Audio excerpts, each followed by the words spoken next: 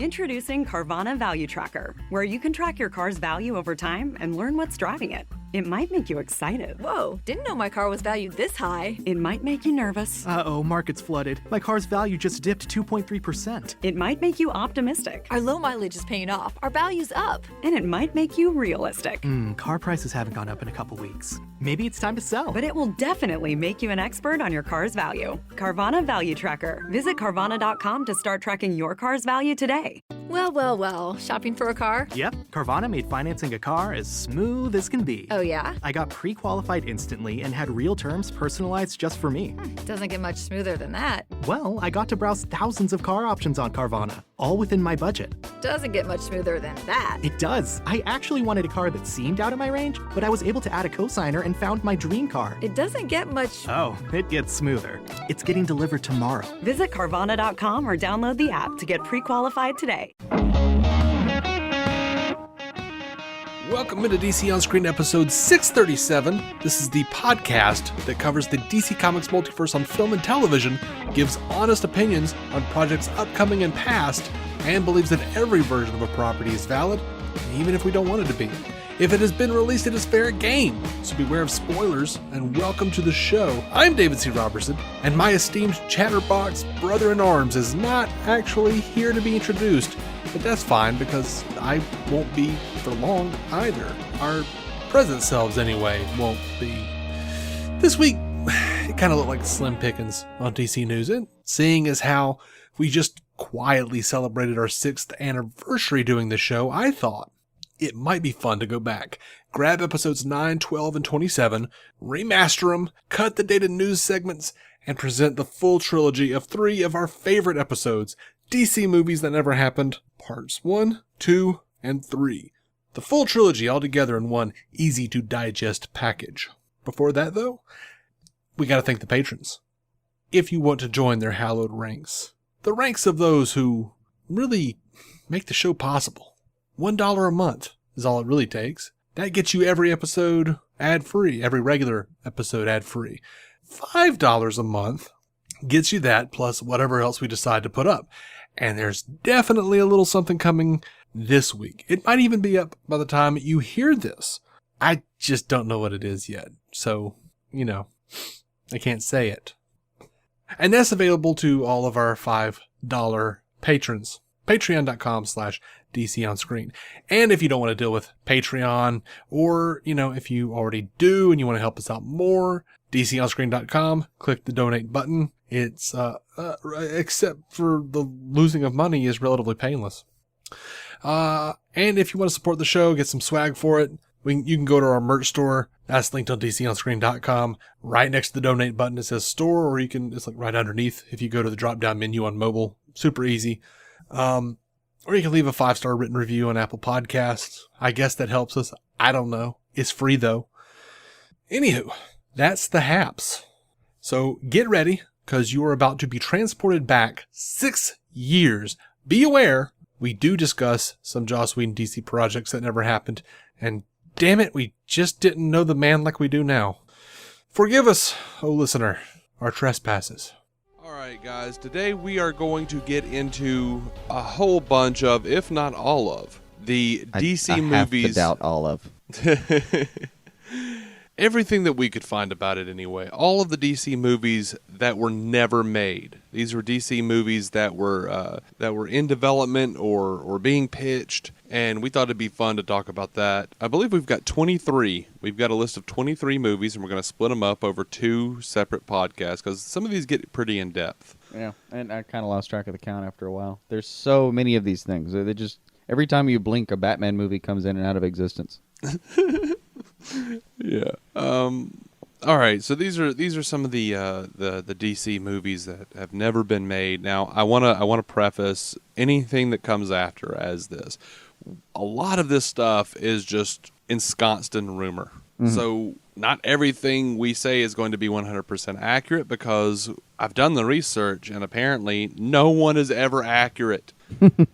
Comment sections are full of people complaining that, like, oh, well, you said this or this, but this is different, and that's not true. And I'm like, yeah, but you read a different article that says a different thing, and I've heard some of the people, some of the producers involved with some of these things, and they all contradict each other. So keep in mind that certain things, you're never going to be happy with anything. They're not.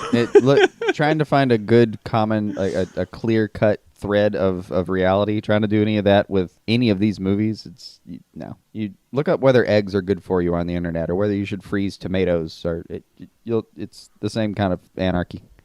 Right. It'll never be solved. Now, some of this doesn't actually even involve Warner Brothers, because some of this goes back a bit. But this does actually have to do with Warner Brothers. When did Warner Brothers get involved? What was that year? Well, Warner Brothers Warner Brothers. I don't know the year, because it's not all together. It's not. It didn't happen at once.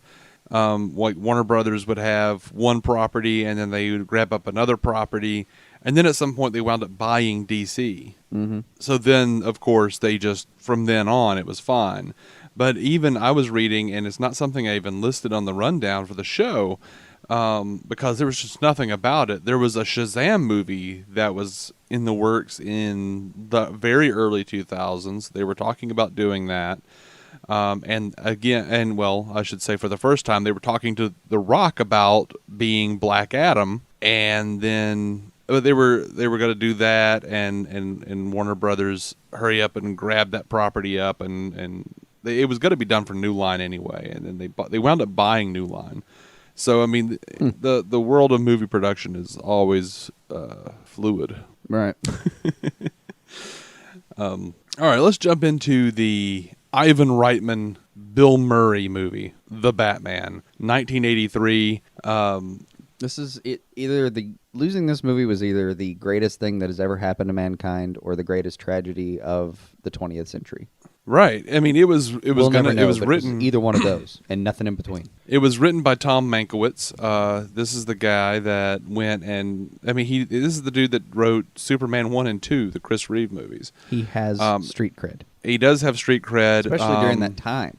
There is a link to an article. It's not an article. It's a transcript of a Starlog magazine interview that Tom Mankiewicz did, and this is early on. He'd written the script. I've also got a link to that script that has been leaked online. That'll be up on the page. Like, a bunch of these links are going to be there if anyone wants to check out our citations and whatnot. Right, we've got a fair amount of dutifully posted things for us. There are a lot of scripts that are actually floating around online. I mean, if you're just plain bored and actually remember how to read real sheets of paper, yeah, scripts are out there. I mean, I might go back and read some of these things just to get a full view of what's happening. There's a couple I'm going to dig into. But yeah, like in the Starlog interview, Mankiewicz is saying that he would rather it be an unknown be cast as Batman. He wanted Peter O'Toole as the Penguin. He wanted, I just blanked completely. And that's how forgettable that cast was. Peter O'Toole, I've heard rumors, though, that Peter O'Toole was actually being considered for the Joker as well. Mm-hmm. And that would have been amazing. Yeah. But, yeah, Bill Murray, Ivan Reitman directing, Bill Murray in a Batman movie. Like, Ivan Reitman, Bill Murray, Batman. Fuck you, take my money. Yeah. Yeah. We're done there. And apparently they wanted David Niven as Alfred and William Holden as Commissioner Gordon. And there was apparently some talks that David Bowie might play the Joker. I would have given anything for like pre-Labyrinth or even around Labyrinth era Bowie to do a take on the Joker. That would have been phenomenal. But in the Starlog interview, Mankiewicz said he wanted Jack Nicholson as the Joker. It's not like that would hurt anyone's feelings, but damn. Well, no. I mean, we've seen that, and basically everyone who's ever seen The Shining wanted him to be the Joker. Yeah. I don't think the chronology of that seems pretty easy. Not me, man. I wanted him to play Robin. Right. I had Calendar Man picked out. Let's do it. Speaking of Robin, apparently Eddie Murphy and Michael J. Fox were both being considered for the role of Robin. And that is where this train starts to derail. I'm Eddie Murphy, I'm yes. Up there with Michael it, J. right there with Fox. Wait. Eddie Murphy, yes. Michael J. Fox. it. Okay, maybe Michael J. Fox. Wait, Maybe. Bill Murray is Batman. Bill Murray is Batman, and Michael J. Fox is Robin. See, you I think better that's why the believe movie- I'm there. I know, I'm watching it, but I think that's why the movie never made it. They got tired of trying to figure out the tone. Because imagine you're telling a writer that, hey, we're going to write a serious Batman movie. Reitman's going to direct, and somebody's already going, okay, all right, Meatballs, Ghostbusters, cool. No, he's going to direct a serious movie. Oh, okay, we're doing a serious movie. Okay, well, who do you have for Batman? Bill Murray. Okay, who's Robin? Michael J. Fox. Oh, okay. No, we want you to write a serious movie now. And then someone goes home and tries as hard as they can to sit down and write a deliberate, dramatic movie starring Bill Murray, and they can't do it. Well, Mankiewicz said in the interview, which again was very early in any of these talks. How do you not put a joke in his mouth? Mankiewicz, well, I mean, we're looking at Mankiewicz, who wrote Superman. I mean, Otisburg, the Gene Hackman, Midwestern Huckster, Luther.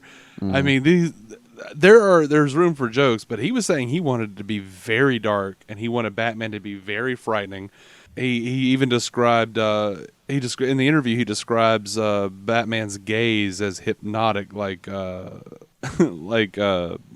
what's his name? Dude from Death Wish. He just wanted him to just be frightening, like you crap yourself just looking at him. Now, that is how the Bat is supposed to be designed. That's the whole point of year one, right? Is they're not afraid of me yet. And if anything is to be taken as source material, it's gonna be year one, Now, right? to be clear, Mm-hmm. it's rumored that there were 9 separate rewrites by 9 different writers. I believe that. We live in a world where the Flintstones, I believe, had 190 or 160 different rewrites. Yeah. 9 isn't even a very large number for rewrites or writers. Yeah. Like 3 out of every 4 scripts apparently have to go into arbitration because no one can figure out who wrote it by the end of it. Now we'll end out this one with a quote from Bill Murray. I would have been a fine Batman. You know, there have been a number of Batmen. I like them. I thought Mike Keaton did a great job as Batman. It's a great role. Yeah. That was Bill Murray on being offered the part of Batman. He was actually also considered for the Tim Burton Batman movie before it went to Keaton. So I want to find audio of him saying that somewhere and just reparse all the words together so that he's saying I'm Batman, and I'll just play it on a loop, and that's as close as I'll ever get. I just want a giant poster of Bill Murray that says I would have been a fine Batman. Yeah. Like the hubris on that cat. Surely that's a T-shirt somewhere. Surely that's a T-shirt. If not, someone please make the T-shirt. We'll buy it. I might, you know what? I think I might actually make that T-shirt. I might make All that right. T-shirt. We're branching put out up into notes. merchandising. I'll put up notes in the show links. Oh God. I'll put up links in the show notes of my I would have been a fine Batman Bill Murray T-shirt. Mm-hmm. I mean, Bill Murray had the chops too. Don't let him fool you. Don't let him fool you. He can do dark and scary when he feels like it. If he wasn't such a good vocal actor, if you just watch some of his films on mute, he can look scary. He can. He's downright scary in the Speech in Stripes. If you watch that on mute and don't realize that he's being incredibly fucking funny, it looks like he's intimidated, that he's broken up a fight because he's the manliest man in the room and then intimidated everyone into obedience. Yeah, by the end of it, looks like a Nazi training camp, and all it is him talking. I am always on board a tried and true known comedian being given a very serious role, because if they can nail comedy, they can nail anything. And comedy's hard. It's harder. It's harder to go back. If you're already funny and I have to accept you as being, serious, I'm not going to get a laugh out of you. That's harder to do than if you were already a dark guy. Well, a laugh is a knee-jerk reaction. It even helps if I can't see it coming. Plus, generally, the kind of people who become comedians, I say this as a person who has a bunch of comedy videos online, and generally, you have lived a life of shielding yourself emotionally through laughter. Like you have been pouring yourself into, make them laugh at you before, or make them laugh with you before they laugh at you, and laugh at yourself before they can laugh at you, and let's find all the dark, terrible things that I hate about the world and make fun of them. Right. This is the reason. Is one of the reasons I've always loved the Joker as much. Is he's a perfect example of. Yeah, I was just thinking. Until just this moment, I didn't realize how close I was to being the Joker. But here we are. All it takes is one bad day. You wouldn't fit in his suit. It'd be like a Joker Penguin kind of mishmash. Well, I mean, I'm not like the Penguin Man. I mean, come on.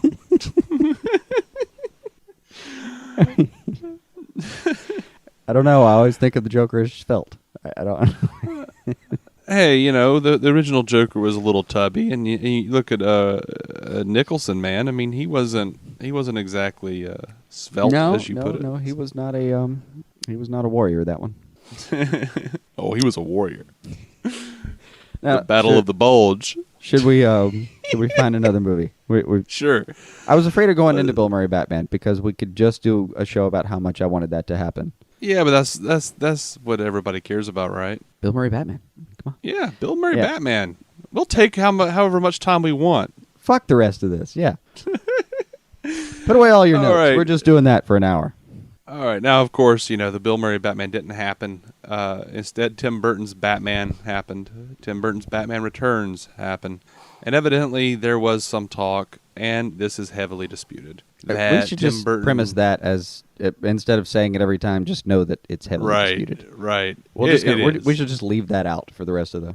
So, apparently, there was Tim Burton's Batman Forever, which they were talking to Robin Williams as the Riddler. Billy D. Williams was going to be back as Two-Face. Rene Russo was cast as Dr. Chase Meridian instead of Nicole Kidman. Mm-hmm. And, of course, Michael Keaton was going to be Batman again.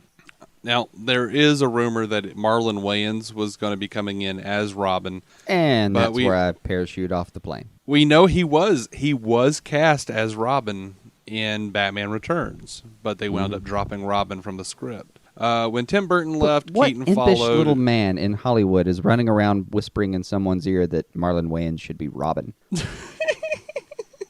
From everything Why? I have seen, that is an act of true evil. From everything I've seen of Marlon Wayans, the only thing you could really truly hope for is Robin running around trying to get Batman to smoke some weed with him. That's what I'm saying. He peaked as a stoner in Scary Movie. Like, that's the role he was born for, and bless him, he achieved it. Now let's put it to bed.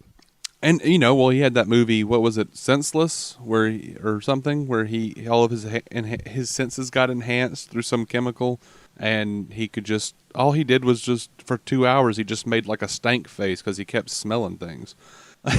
That sounds right. That sounds right. Oh, my gosh. Anyway, and in a turn of events that you'll start to see after a minute is, it happens a lot. Burton leaves, Keaton follows. Well, it's really just that once. But it's just that once, but it's usually director leaves, main cast follows, whole thing falls apart. Yeah. And it's often after the network has sent him back some weird notes. Like, I'm sure Burton was on board, and then he got a note from, again, some evil tiny man saying that Marlon Wayans should be Robin, and thought, oh, well, fuck this. You know who'd be a good Robin? I'm off to shoot Johnny Depp Wayans 20 brother. times. What? The least talented Wayans brother should be Robin. I'm certain of this. But I don't know, man. That has Tim Burton decision making all over it. I don't know. I can get behind Billy D. Williams as Two-Face. No, I'm well, down. I mean, he was Harvey Dent. He was Harvey Dent in the original '89 Batman. That was the whole reason he signed on to be Harvey Dent, because he wanted to be Two-Face at one point. That's why you do it, right? Yeah. I'm sure D'Agosto didn't care to just do a Harvey Dent that never turned into Two-Face. Right. He's on that show right now because someone promised him that eventually he could get into makeup. Yeah.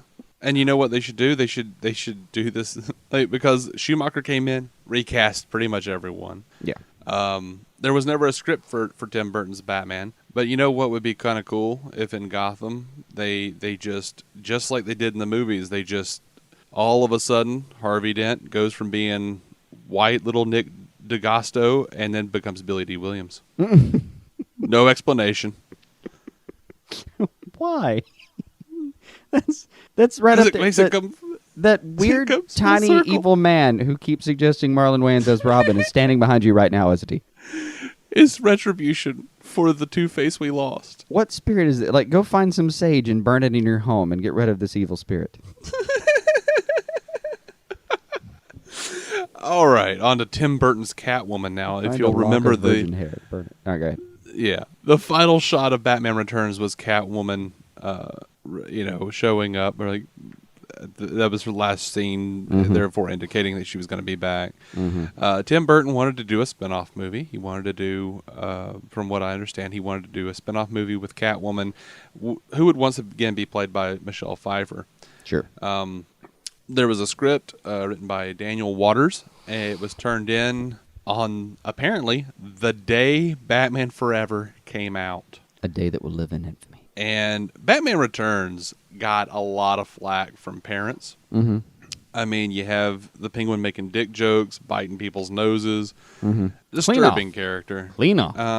So Warner Brothers kind of freaked out, and they were like, well, Batman Forever, we want it to be kid-friendly. We want it to be, a movie that people won't have a problem taking their kids to.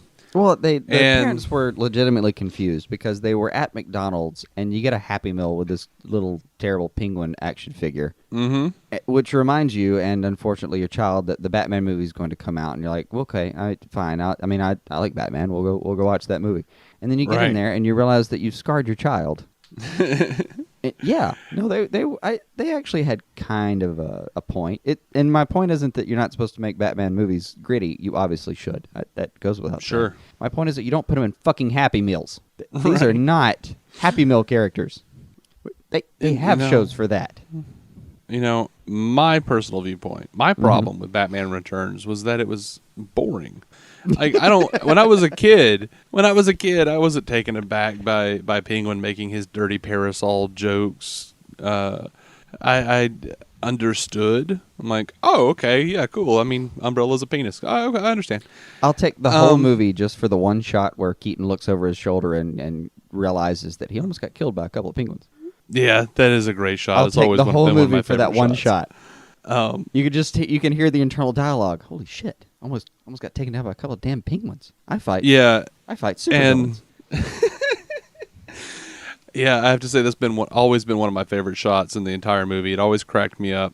And it's just you forget that Keaton is in fact funny, and then you see that shot, and it's okay. We've both listened to Fat Man on Batman, and they did a review of the Batman Returns movie, and Kevin Smith cracks up over that one little scene, and it's so subtle, but it's hilarious. I was just so happy that Kevin Smith saw the same thing I did all those years, because everyone I'd ever watched the movie with, they were like, "What are you laughing at?" And I'm just like, "Because he almost got killed by the penguin." You just started laughing and never fully articulated yourself. Yeah, he totally had this like, "What the hell was that? What's?" Are you fucking serious? Throwing penguins at me. Damn it. A penguin just shot a literal penguin just shot a rocket at me. I donate to like 20 environmentalist actions. Penguins are trying to kill me. I just drove upside down fuck in a them tunnel. All right, we should try to move on. So obviously what happened though with that was Batman Forever was a big hit. They wanted to go more family friendly. The road to Batman and Robin unfortunately was well into being paved, and Catwoman wound up in development hell for a few years, and then wound up being rewritten a number of times, and eventually dying as Halle Berry. Yeah, but Ashley Judd was going to play her at one point. I actually wouldn't have. It wasn't like Halle Berry playing her was a problem for me. That's fine. Just make a fucking decent movie. No, you know what? Halle Berry is a terrible choice. And I say that because Halle Berry is a terrible actress. I don't care. I don't care that she has an award on her shelf. Everything I've seen her in, she has sucked. Yeah, I mean, I was forced to watch a couple of scenes of Gothica. Actually, no, I did watch Gothica, and I wanted to kill myself. The X-Men, Storm is easily the worst part of those movies. I actually agree. I don't know. She wasn't even the worst part of that film, I guess is my point.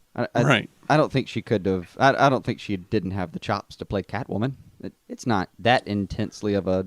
It's not that intense of a character. It's not like she's really not that intense of a background. Like the biggest, the most complex story that she's got even is out of Long Halloween, where she's possibly one of the major mob boss's daughter. And then, then the list gets pretty short. Well, I mean, she was a hooker That's pretty. I mean, she was a street savvy hooker, man. I mean, Well, yeah. that And that really does. That takes some acting chops to get right. I don't know. To Anyway. actually play that well, but without a. Anyway. We've lost more time on Catwoman than anyone has in years already. No. So anyway, Batman and Robin came out. Huge critical failure. Huge monetary failure.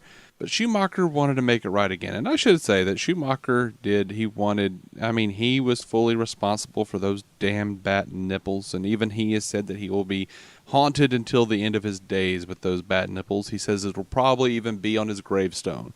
I'll make And sure he's it's there. he's not wrong. I will one gonna day go out track there down Joel Schumacher's tombstone and draw bat nipples on it. Right. But No, to in his chalk. credit, In chalk. We're not vandalizing here. Rain will take I'm it away. vandalizing. He vandalized my childhood. But to be fair So you're to going Joel to Schumacher, vandalize his death hood. Okay. to be fair to Joel Schumacher, he did want Batman Forever to be a much darker movie, but Yeah, his vision when it started was actually the way to go, and it all fell apart. yeah. And by the time you get to Batman and Robin, they had they brought in and said, okay, well, here are the toys. Write a script. Yeah. And what And do you then- do with that? Used what looks like an algorithm to decide that Alicia Silverstone should be involved in any capacity. Right. That 'cause, cannot be you know- anything but an algorithm and a misplaced comma. Oh, Clueless. We have to put a... Oh, okay. So, yeah, talk about Clueless. Like, Anyway. some producer's daughter really loved that movie, and he made her a birthday promise. Yeah, I know. That's my secret. We'll get backstory. into Batman and Robin at a different time. Anyway, Well, my point Schumacher, is that in his version, Alicia Silverstone and Batgirl were not involved. Mm-hmm. Go Joel. Yeah, from what I understand, that was the case. Mm-hmm. Now, Schumacher wanted to redeem himself in the eyes of the fans. He wanted to make... he hoped that the failure of Batman and Robin would kind of bring Warner Brothers back over into the middle ground. And he pitched a thing called Batman Unchained, which has also been referred to as Batman Triumphant online. This would have involved George Clooney and Chris O'Donnell coming back. Scarecrow and Harley Quinn were going to be the villains. Mm-hmm. There were talks with... a scarecrow that would have been at least slightly unique. Yeah, this was a satanic scarecrow, wasn't it? Yeah, it was going to be, and Schumacher even remembers going to the set of Face Off. Y'all remember Face Off, right? Yeah. What a Yeah. delightful romp. Actually going to the set to ask Nick Cage to play the Scarecrow. Mm-hmm. I can't imagine he said no.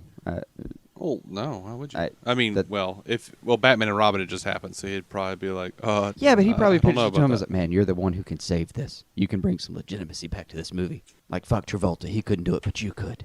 Yeah, you're Talked him probably right right. into Nick Cage wouldn't have said no. I mean, he's got 2 Ghost Rider movies under his belt. That's At this all I'm point. saying. The man tried to be Ghost Rider. He's a comic book fan. He'll do anything they tell him to. He really is. Also, he spends a lot of money. Now they were going to have him do it, and he was going to have. Now this particular version of Crane was the same brilliant, psychologically based fearmonger, but Mm-hmm. he was going to be a little satanic, and it was a personal vendetta against Bruce Wayne. Bruce Wayne and himself. Harley Quinn was going to be the Joker's daughter, like Jack Nicholson's Joker's daughter. Now and that's even hated to be- Batman. You're not even intimating that it would be. No, specifically his daughter. Yeah. He was gonna tie him together. Yeah.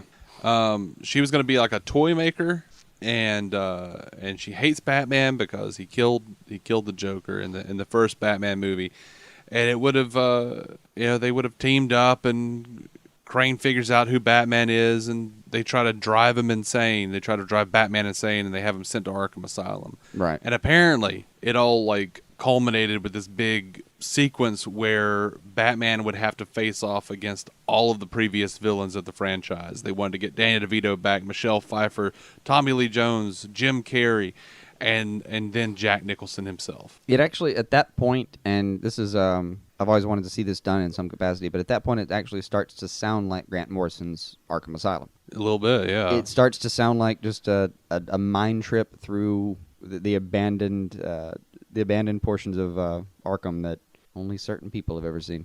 No, was And and it's a good way to get the Joker back in general.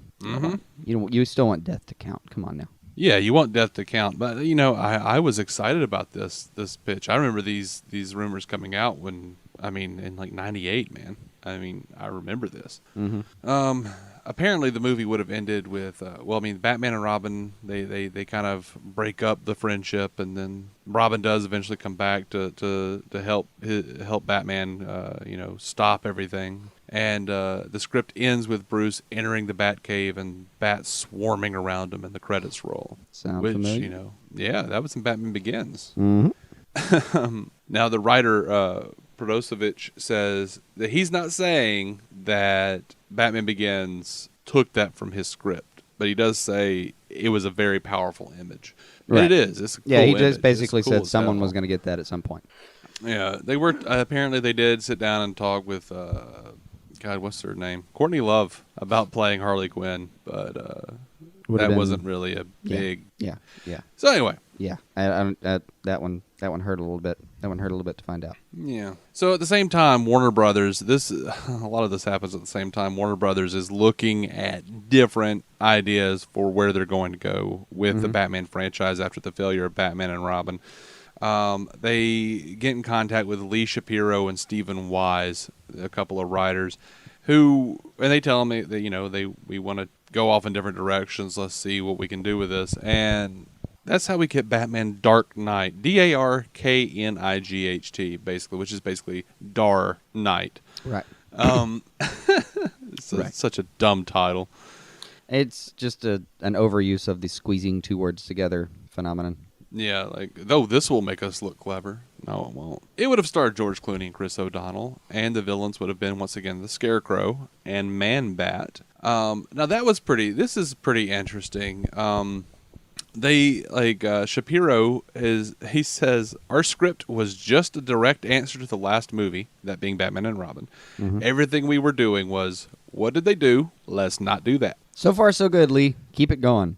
It begins with a retired recluse of a Bruce Wayne. You've already lost me. Some tragedy happened. It made him retire. Dick Grayson is off at college, and he's being all Nightwingy. But he has a professor. He's got a very specific professor again, and we're back. I don't know who. Again, there was another little tiny demon roaming around demanding that everyone cast Scarecrow. Now, him, I get behind.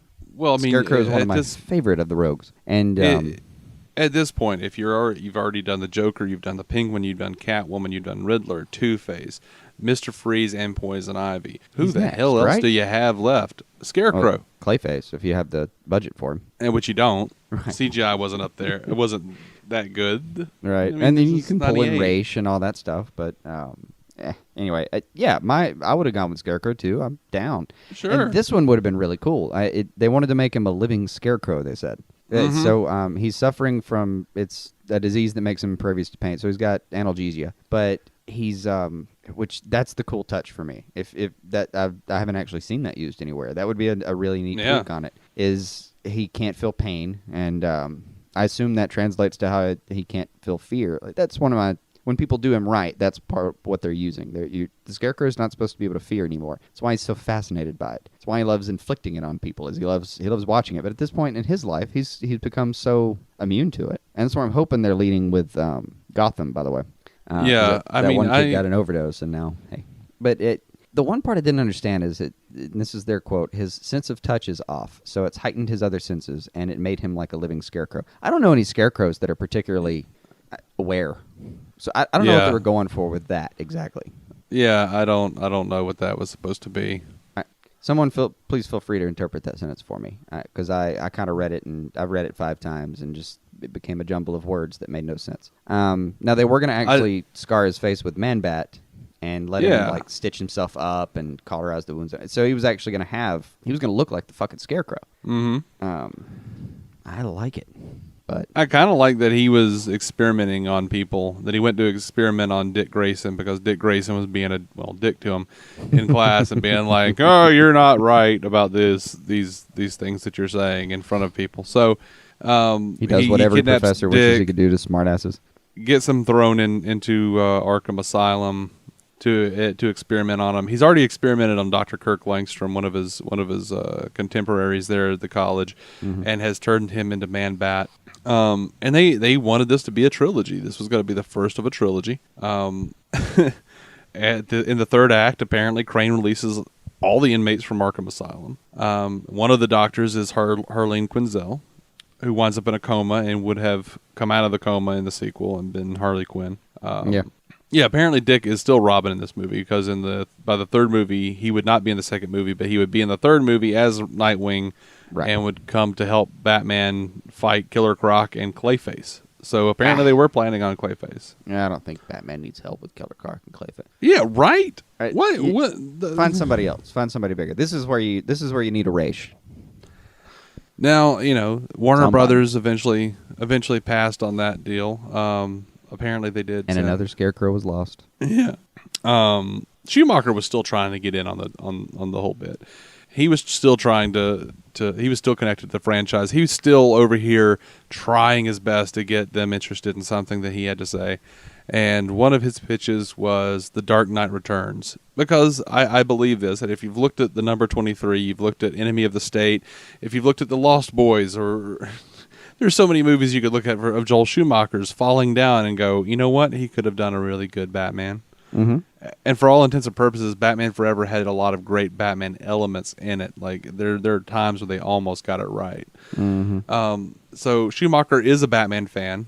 He stated this over and over again. So of course he loved Frank Miller's take. But now it's more defensive than anything. He's crying out over the rallies of "I hate those nipples" that he does love Batman. He does love Batman.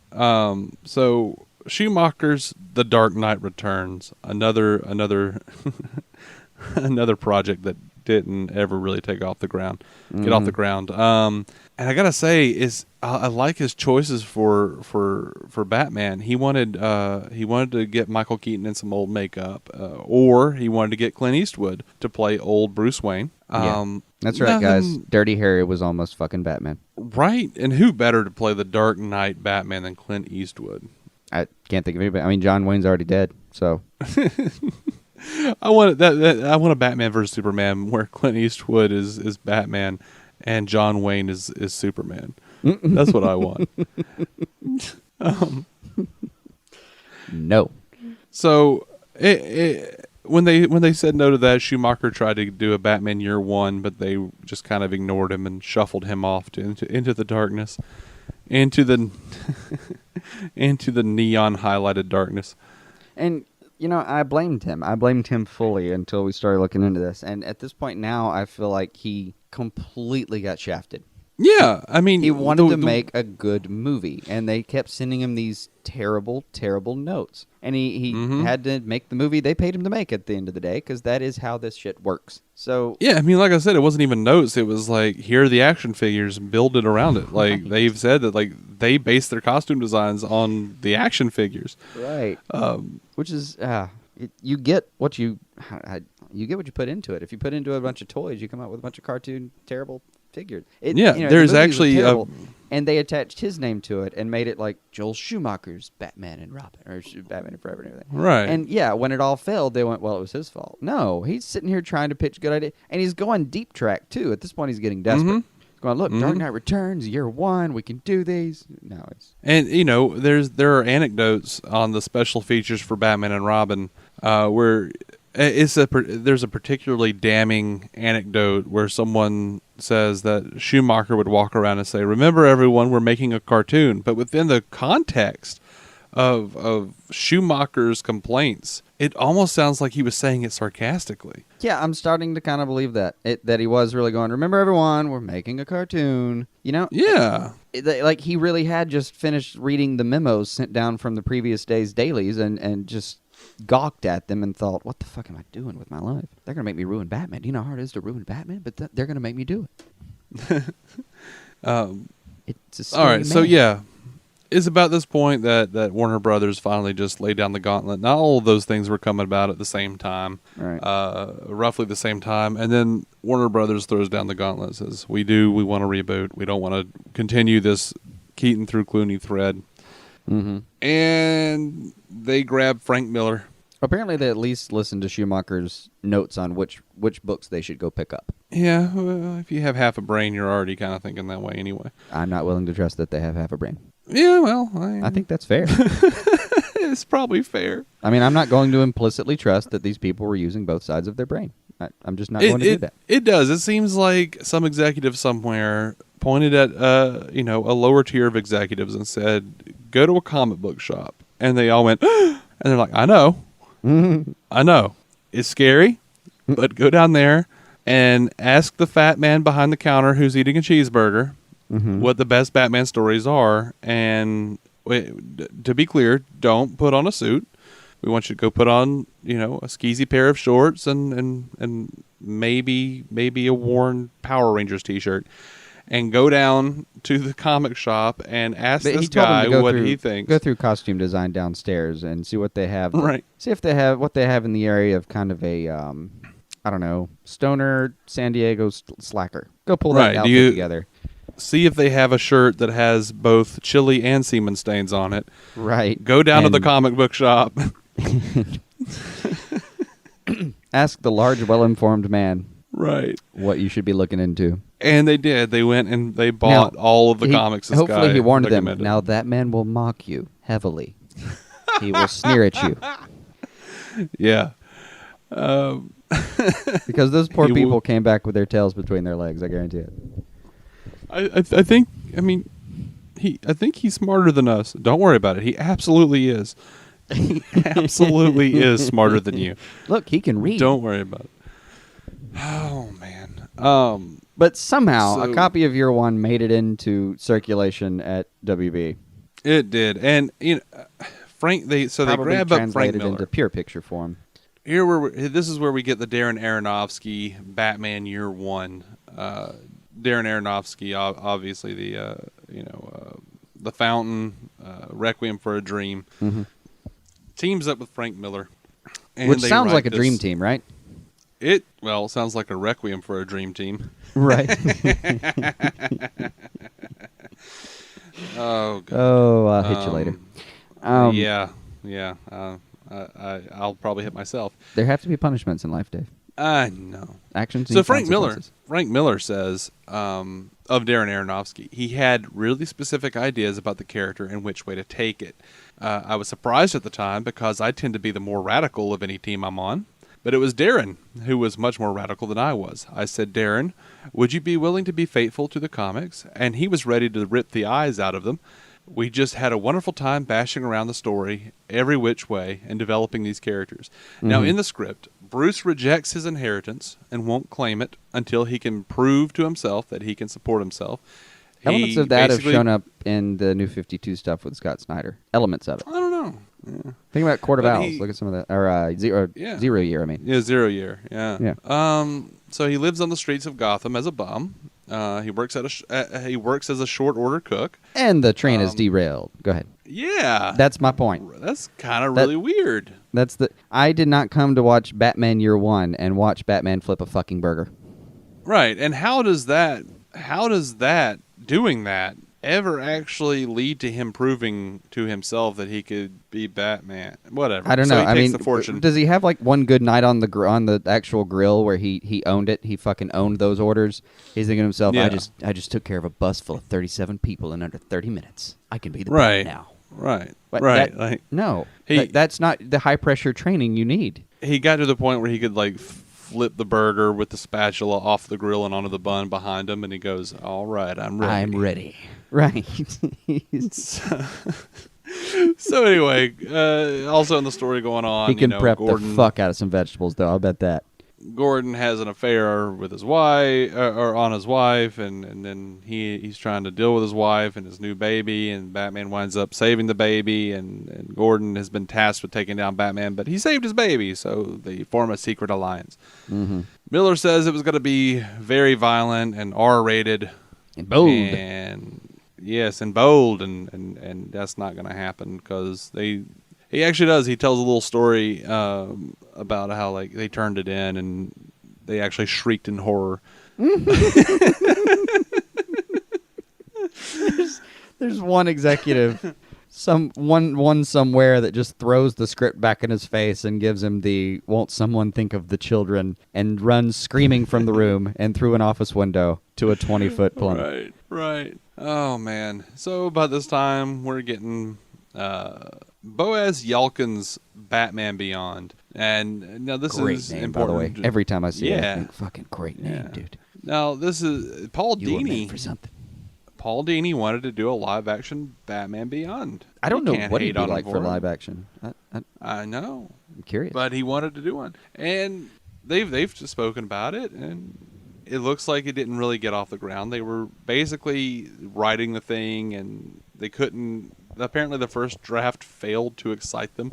And if Paul Dini's not excited about writing a thing, I don't want him writing a thing. Right. No, this man, when Dini's writing and when he's really enjoying what he's writing, he literally cries. Like he'll come out of his little office or whatever he works in at home.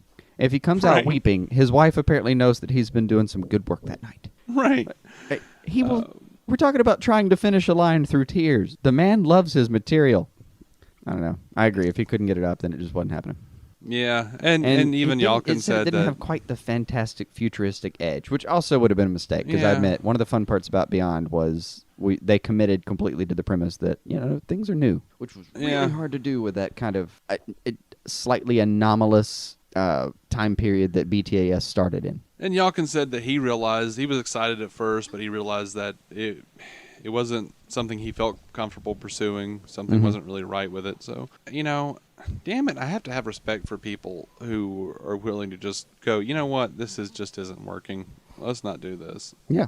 Let's not subject people to this. There are people we can trust somewhat implicitly on that, like Paul Dini or, for instance, and to move on, Joss Whedon. Indeed. Joss Whedon, the man with the golden touch recently. Avengers Age of Ultron. This is the man who did Buffy and Serenity.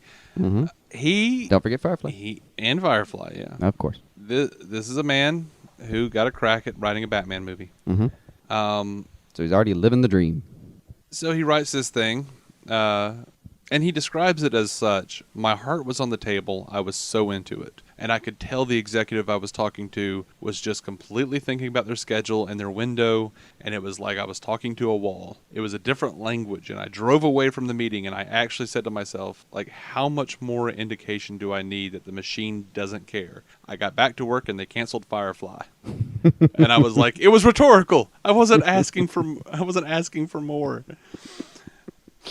That is a truly bad day. It is. You go to talk to someone, you can't get them excited about a Batman script, which is there's so much money in it, and it's such a fun character. How can someone not pull themselves away from doing a little bit of mental logistics for just 10 damn minutes? And you get back and Firefly's canceled mid-season after they were already failing to get out the episodes they wanted anyway. Bad day. But he pointed out something on his version of the story that he wanted to do that I would love. And he says he's this tiny 12-year-old who's about to get this shit kicked out of him, and then it cuts to Wayne Manor, and Alfred is running like something terrible has happened. He finds Bruce, and he's back from the fight, and he's completely fine. And Bruce is like, I stopped them. I can stop them. Okay. I would have given anything for Whedon's take on that line. A 12-year-old who realizes he can actually do something about this. Yeah. Now, as for Whedon's villain, that's $10 that I wish I would have had the luxury of spending. Oh yeah.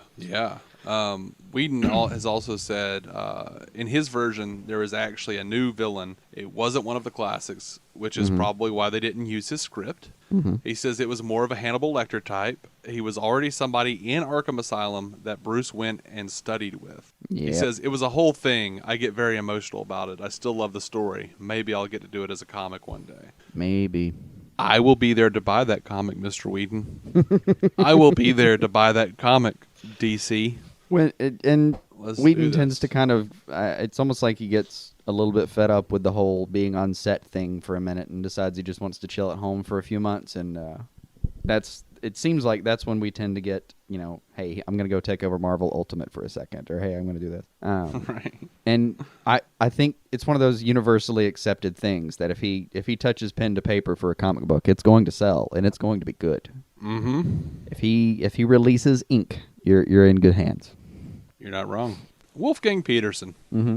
This was a movie that was going to be Batman versus Superman. And to me, this is where, Wolfgang, as far as the movies that are being produced, we've completely turned a corner, right? We started trying to not know if it was camp or not. It's almost people that had just watched Adam West, and now we're back to, or we went through the stage where people we're just all trying to recover from Chris O'Donnell, and we get all the way back now. Now we're making real movies again. Now we're back to, hey, you remember how he's called The Dark Knight? What if we did some stuff with that? Yeah. Chris O'Donnell. Let's mention the least egregious thing about either of those movies. Anyway, it's the one thing that stands out. And least egregious is no. He's, Don't let me get you the sucked words in, man. least egregious could not possibly be applied to Chris O'Donnell appearing in those films. He's older than Clooney. He looks like he could buy Clooney beer, and no. All right. Man. I'm good. Anyway, so Wolfgang Petersen's Batman vs. Superman. The villains, Lex Luthor and the Joker. The screenwriters, Andrew Kevin Walker and Akiva Goldsman. Who appear to movie- have done a really good job. The movie begins with Bruce Wayne getting married. He's been retired for 5 years. His wife knows nothing about his past as Batman, but on their honeymoon his wife is killed, and all signs point to the Joker, who Batman thought was dead, apparently. Mm-hmm. So of course Batman comes back. Meanwhile, Lois has left Clark. Clark stops a big terrorist attack in the opening of the film, and then serves as Bruce's best man at the wedding before going back to Smallville and rekindling a relationship with Lana Lang. Batman's going crazy trying to find the Joker, and it's eventually revealed that Luthor and the Joker have teamed up. And Joker, it turns out, actually handpicked Bruce's wife and molded her into a woman Bruce would fall in love with and give up the cowl for. Mm-hmm. So somehow, in the course of the film, Luthor and Joker manage to get Batman and Superman to turn against each other. Batman has a kryptonite suit of armor, and the two fight for a while, and then, rekindle their bromance in time to stop Luthor and Joker. There's apparently a bit where Batman is about to kill the Joker, and Superman tells him he'll stand by Batman's decision as long as he takes off his mask. The dialogue from Superman to Batman reads, "Don't hide behind it. Don't pretend there's some other part of you doing this. This is your right as a human being, your retribution. So do this as a man, or as the man who's going to live with it for the rest of his life. Take off the mask." And Batman spares the Joker. If that's the tone of the movie they wanted to write, this is a loss. This is a great loss. Now, I'm not big on the Batman being retired for 5 years. No, everything else sounds pretty good. Any version of something where Batman quits is immediately going to pull me out of it for a second. That takes points off. It does. It takes points off. There is no version, fuck Rachel dolls. We can sum up that argument as fuck Rachel dolls, right? Mm-hmm. And here we have a version of it, but the rest of it just looks like it gets onto such a good track so quickly. I'm okay with it. Yeah. It takes points off. It doesn't disqualify you. Yeah. Apparently, Sam the Dickerson, the head of the Peterson's production company, said, let's write this as if we want this to be a movie that gets considered for an Academy Award. It's not supposed to be some kind of disposable pop culture. We wanted to take the characters seriously. I can't disagree with that. Nope. That would have been really cool. Nope. I mean, yeah. The Bat retiring, that would have been weird for me, but It looks like they were going to take care of that in the first 10 minutes of the movie. yeah. I mean, if he hasn't done it in 5 years, that's going to be a rough ride trying to come back, and I would have probably had problems if they didn't kind of explain why Batman's not just really off his game. It's easy enough. You can set him up with some sort of hobby that happens to keep him in extremely good shape. Like he's a mountain climber now or something in his spare time. Right. So he has to actually be in good shape. So when he gets back, Yeah, in maybe he Batman still mode, it's not trains. too far. Right. We can get out of All that right, one. That brings us over to George Miller's Justice League Mortal. So this happened in 2007. Mm-hmm. They ordered a script for a Justice League movie. Kieran and Michelle Mulroney, who wrote Sherlock Holmes: A Game of Shadows, were writing. Not and a George, good citation. And I know. And George Miller of Mad Max, Babe and Happy Feet was going to direct. Anyone that you can put that list together for. Yeah, you know what? I give it to him. Mad Max, Babe, and Happy Feet. Mm-hmm. I don't know what that means, but I'm I don't know where to intrigued. categorize I'm damn that intrigued. Whore? Is that possible? They were talking about Money doing this grubber. as they were talking about doing this as sort of like the what was that? The Beowulf movie. Yeah. The motion capture stuff, which looked awful to me, and I was glad they didn't wind up doing this movie, if for no other reason that we don't have to see a motion capture Final Fantasy Justice League on the big screen. Right. But the cast was actually pretty inspired in places. Arnie Hammer as Bruce Wayne, Batman. DJ Catrona as Clark Kent, Superman. Adam Brody as the Flash. Megan Gale as Wonder Woman. But there were a bunch of script problems. Apparently, shooting location disagreements. There were lots of big problems. They kept kind of going back and forth on the script, and it kept getting pushed back and pushed back and pushed back until it was shut down in 2010, which we all know what was happening. Green Lantern. Right. Now, Ryan Reynolds. Yeah, and I'm still... one day I'll spend more time talking about how much I mourn the fact that didn't work. But this is where you hit a critical turning point for DC or WB, where they look at Marvel and kind of realize, oh, that's the ticket. Right. So we're not going to do the Justice League and then try to spin off 5 movies from it. No. Because if you don't like a character, you may not show up for Thor. But what you will do is if I show you all of these characters and promise you that the Avengers is coming, you will watch. Now, what's interesting fill the dreams is my ass. This has been a weird thing for DC in general, because this is 2007 that they ordered the script. They didn't shut it down until 2010. The Dark Knight trilogy wasn't even completed. They were willing to recast Bruce Wayne and just have a separate little universe. Yeah, they just wanted to have a separate Justice League universe there for a minute outside of the Batman Begins universe. This is still a problem with these guys. Well, they had to have somebody else in mind, because Bale was going back and forth on whether he wanted to do them and how long he wanted to do them, and he flipped. There was some waffling. Bale has always been against doing Justice League, Alien stuff, Robin.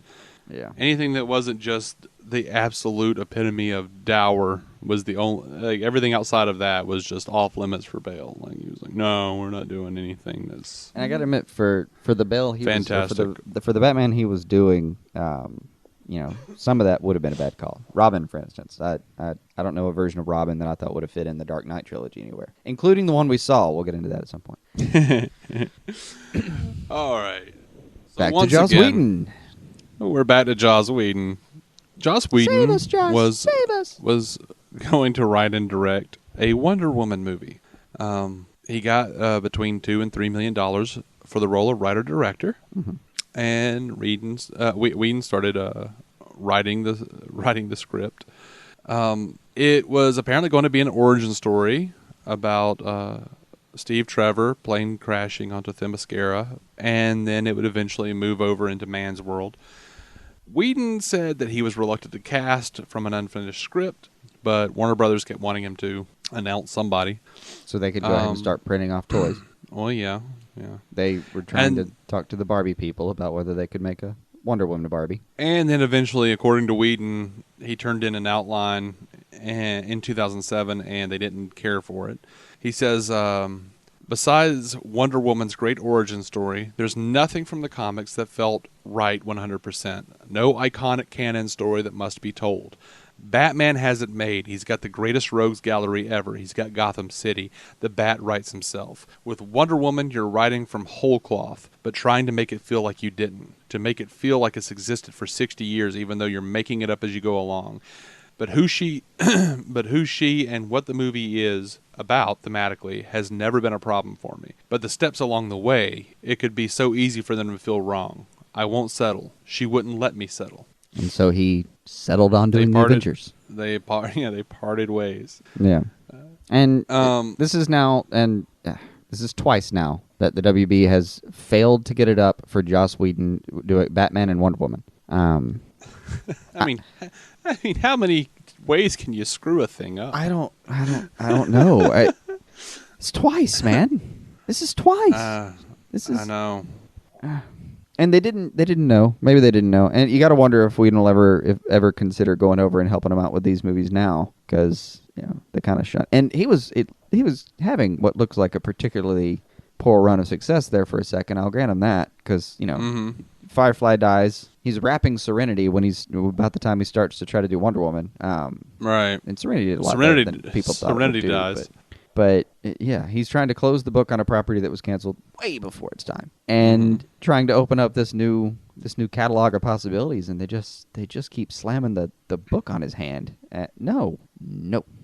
Now, the day before Whedon departed from the property, Warner Brothers and Silver Pictures bought a spec script from a couple of cats named Matthew Jennison and Brent Strickland.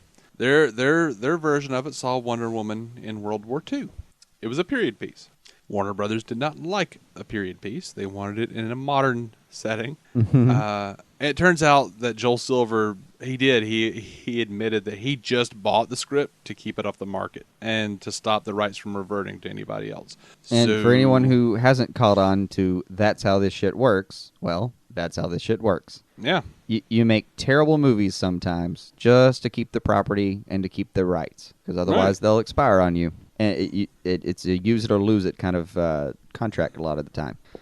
The best example ever, possibly ever, and still going, is that Fantastic Four film that came out.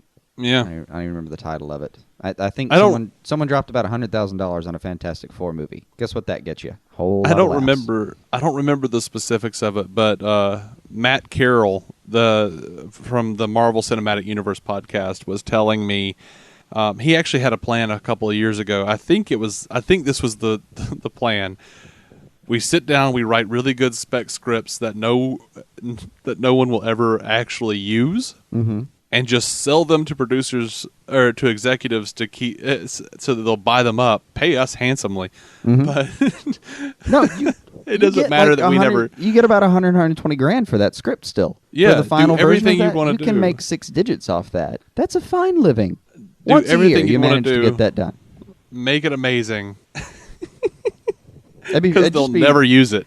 And these are the cats you can run into at an LA bar somewhere and go, "Oh, what do you do for a living?" "Oh, I'm a screenwriter. Man." And you're looking at his watch going, "Dude, what have you been involved with?" "Oh, you've never seen anything I wrote." Yeah. Okay.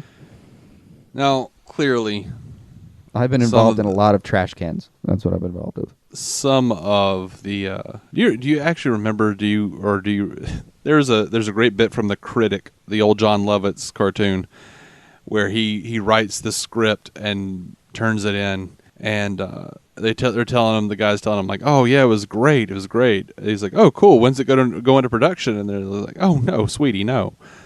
The good scripts don't go into production." And he like brings up this glass case from the floor, and he's like, "This is where I keep all of the scripts that are too good to be made into movies." And he's just picking up scripts and naming them off, and he's like, "Revenge of the Nerds 5. Oh, how did you get in there?" And he goes over to the phone. He's like, "Yeah, I've got a script. We need to put it into production immediately." That sounds right. Anyway, obviously, the Ryan Reynolds Green Lantern movie was supposed to have sequels. It was supposed to work. In some cases, Why it did. didn't it work? Well, poor marketing and constant re-edits. That is exactly what happened. Yeah, the constant re-edits will get you every time. Now, the marketing, I can spare them on, because they were like, "It's Green Lantern. We got Ryan Reynolds. We're done here, right? We're good? Okay, I'm going home." Right. They checked out on Wednesday afternoon to have a 5-day weekend.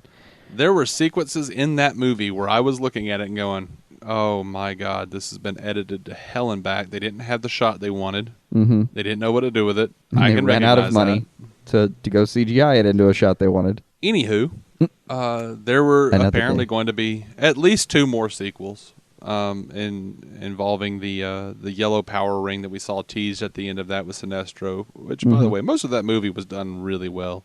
So screw WB. I mean, screw them. I don't care they didn't make his money Whoever back. Screw didn't them. spend enough money, I don't know. I watched it in a theater. I spent my money. I did my part for King and Country. We're gonna support jump you, on. Ryan.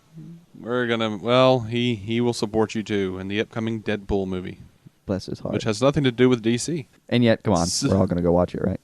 Yeah. You can have a favorite. Doesn't mean you don't like the other kid, too. Yeah. All right, on to Superman 5. Superman 5. Now, this is jumping back into like the early 90s. Superman 4, The Quest for Peace, had come out. Mm-hmm. It was awful. The Salkinds actually owned the property at that point, not Warner Brothers. Superman 5 was apparently going to star Christopher Reeve. They were going to do the death of Superman storyline, and Alexander Salkind says that the script was frankly the best one since Superman 2 or 3, which isn't saying a lot. No, but it is at least acknowledging that it wasn't like 4. Yeah, it was Brainiac and the city of Kandor encapsulated. It was fantastic. Mm-hmm. I could have dealt with a final Christopher Reeve movie if it was a notch more towards Superman 2, but obviously we didn't get that. Now it was probably this probably took place like maybe a year before Chris Reeve actually had his accident, so he would have had time to actually destined for failure. Yeah, what's interesting though is if they had thrown this into production, if they had actually done it, he probably would have been too busy filming Superman to actually get in the accident. I don't know. It was a hobby. He might have found time anyway. Maybe. We'll never know. And there were rumors for years after that they were going to find a way to digitally put his face on a Superman. But, I mean, we still don't even have really good technology with that. I mean, it's getting there, but... No. Go find the clip of Terminator here recently.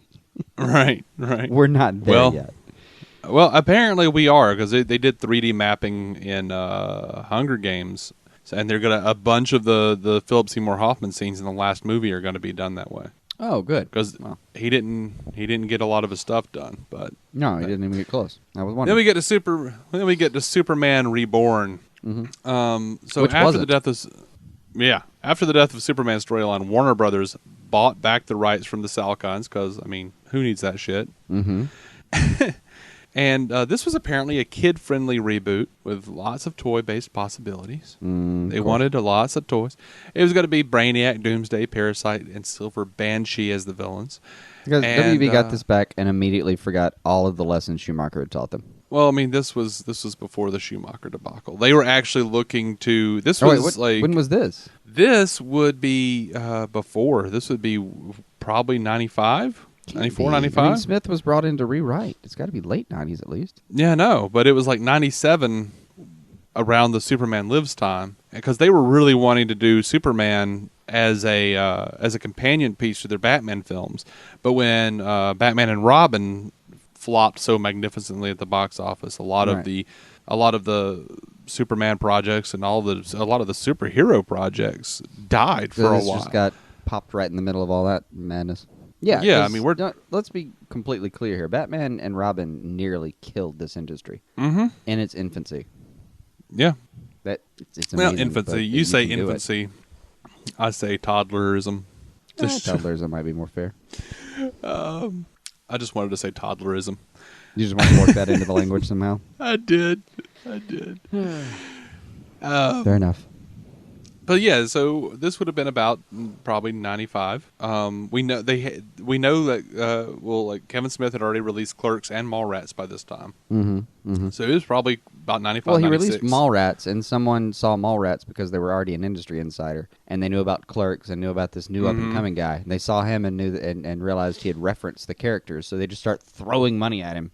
Yeah. And you Smith understand has said himself this. he clearly he didn't actually want to take a swing at anything. Like, they kept asking him to write these things, and Smith kept telling him, like, you realize these guys over here write this for a living, right? You know that they're doing great stuff. Like, why don't you talk to? Have you talked to Frank Miller?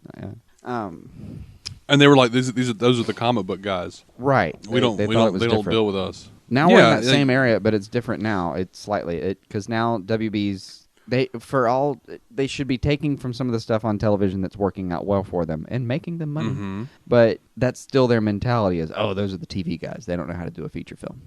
Well, the mainstream mentality is that, this has got to be better because this is real. That's how people think. This is real. Right. And I'm saying none of it is real. There are still actors playing the parts. Just because something is animated doesn't mean, having a actual human face to look at, does it change the story? Oh, okay, never mind. So Kevin Smith was brought in to rewrite, as Jason said, and he described the Superman Reborn script like the Batman TV show version of a Superman movie. Very campy. Sounds so, of course, terrible. That brings us to Kevin Smith's Superman Lives. he wrote the script. They offered him the job, and he wrote the hell out of the script. And but 'Cause with the you're caveat, gonna say yes eventually to that. You just oh, are. yeah, sure. But there was a caveat that Warner's could make whatever changes they wanted. Those changes are well documented in An Evening with Kevin Smith. And this begins the Superman Funnily Lives. documented as well. This is essentially the beginning of the Superman Lives debacle. That can be. It has been discussed in a movie they just put out as a. Someone just put out a movie on this. It's called The Death of Superman Lives, What Happened. It has been released already. It was released on July 9th or July 8th. Yeah, But sure, it is Wednesday, it has been released. Yeah, it has been released. I plan to watch it. Apparently, we've been very wrong about a lot of the stuff that was in this movie over the course of many years, because so much stuff has not been released. And now with this documentary, a lot of people are saying this could have actually been a pretty badass Superman. I can't speak to that, but Kevin Smith has talked about how I'm John willing Peters to listen to it as a possible idea. Just on the basis that Kevin Smith does actually love this character, and he can write. It's not a matter of that, and he himself makes fun of how he writes action because he doesn't. But yeah, I don't know.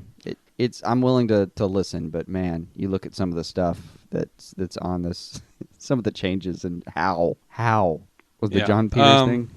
Yeah, John Peters. This well documented in An Evening with Kevin Smith. You can find that clip on YouTube. But John Peters didn't want any flying. He didn't want a Superman to fly. He didn't want the red and blue costume, and he wanted a giant spider in the third act.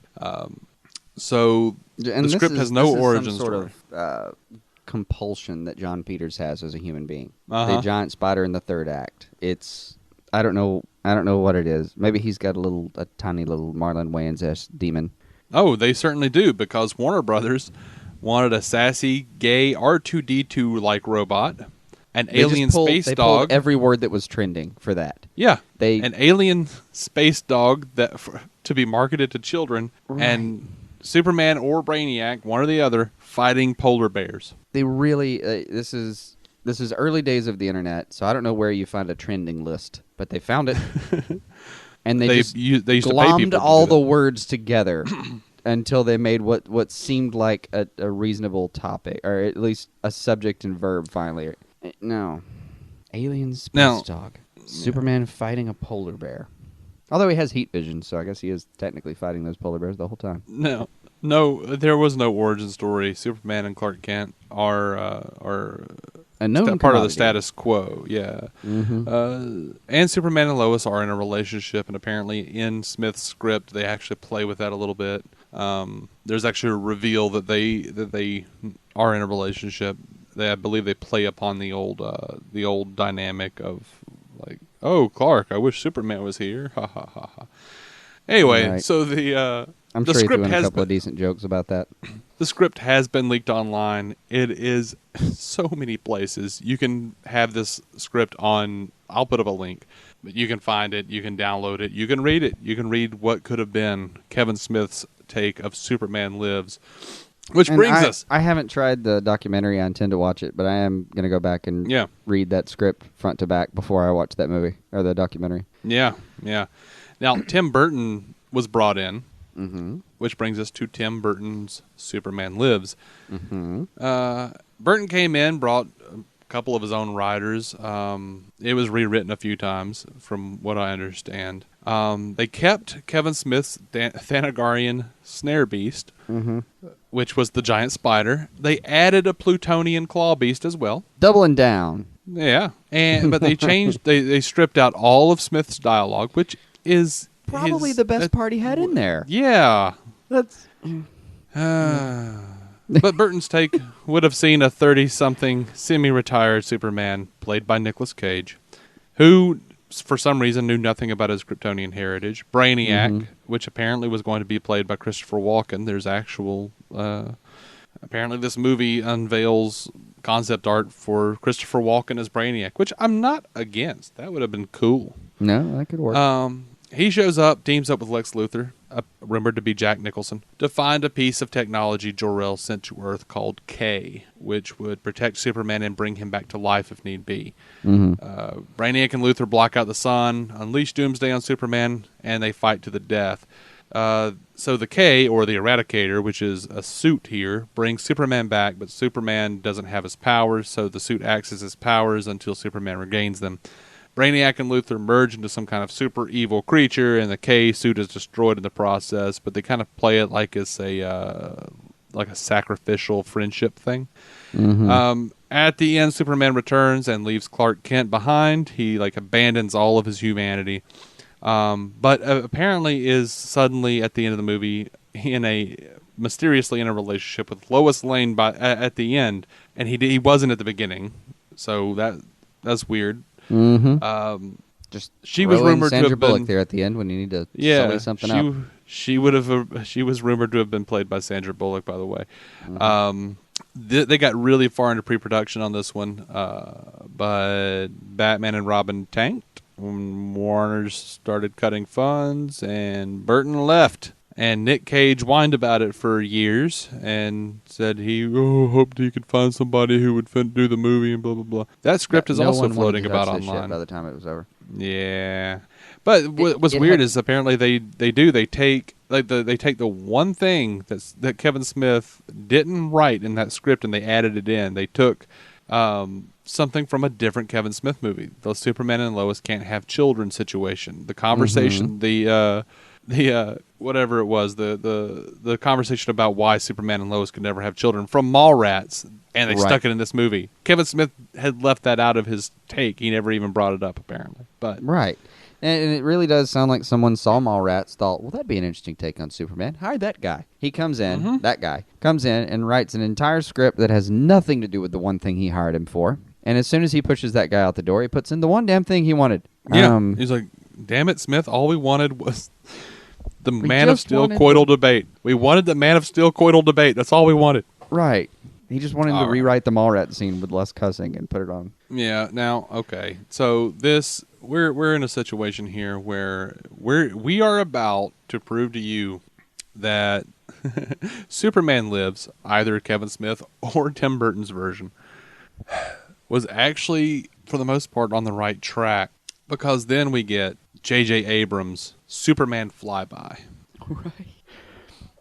Which, when you look at some of the base ideas that were being tossed around, I don't know, it does feel a little Abrams. It's like a Superman-inspired acid trip. Yeah. Now, this is a script I read. I actually read it years ago when it first leaked. I was there for the backlash. I was on Ain't It By the Cool way, this News watching that. None other than Henry Cavill, right? They probably not.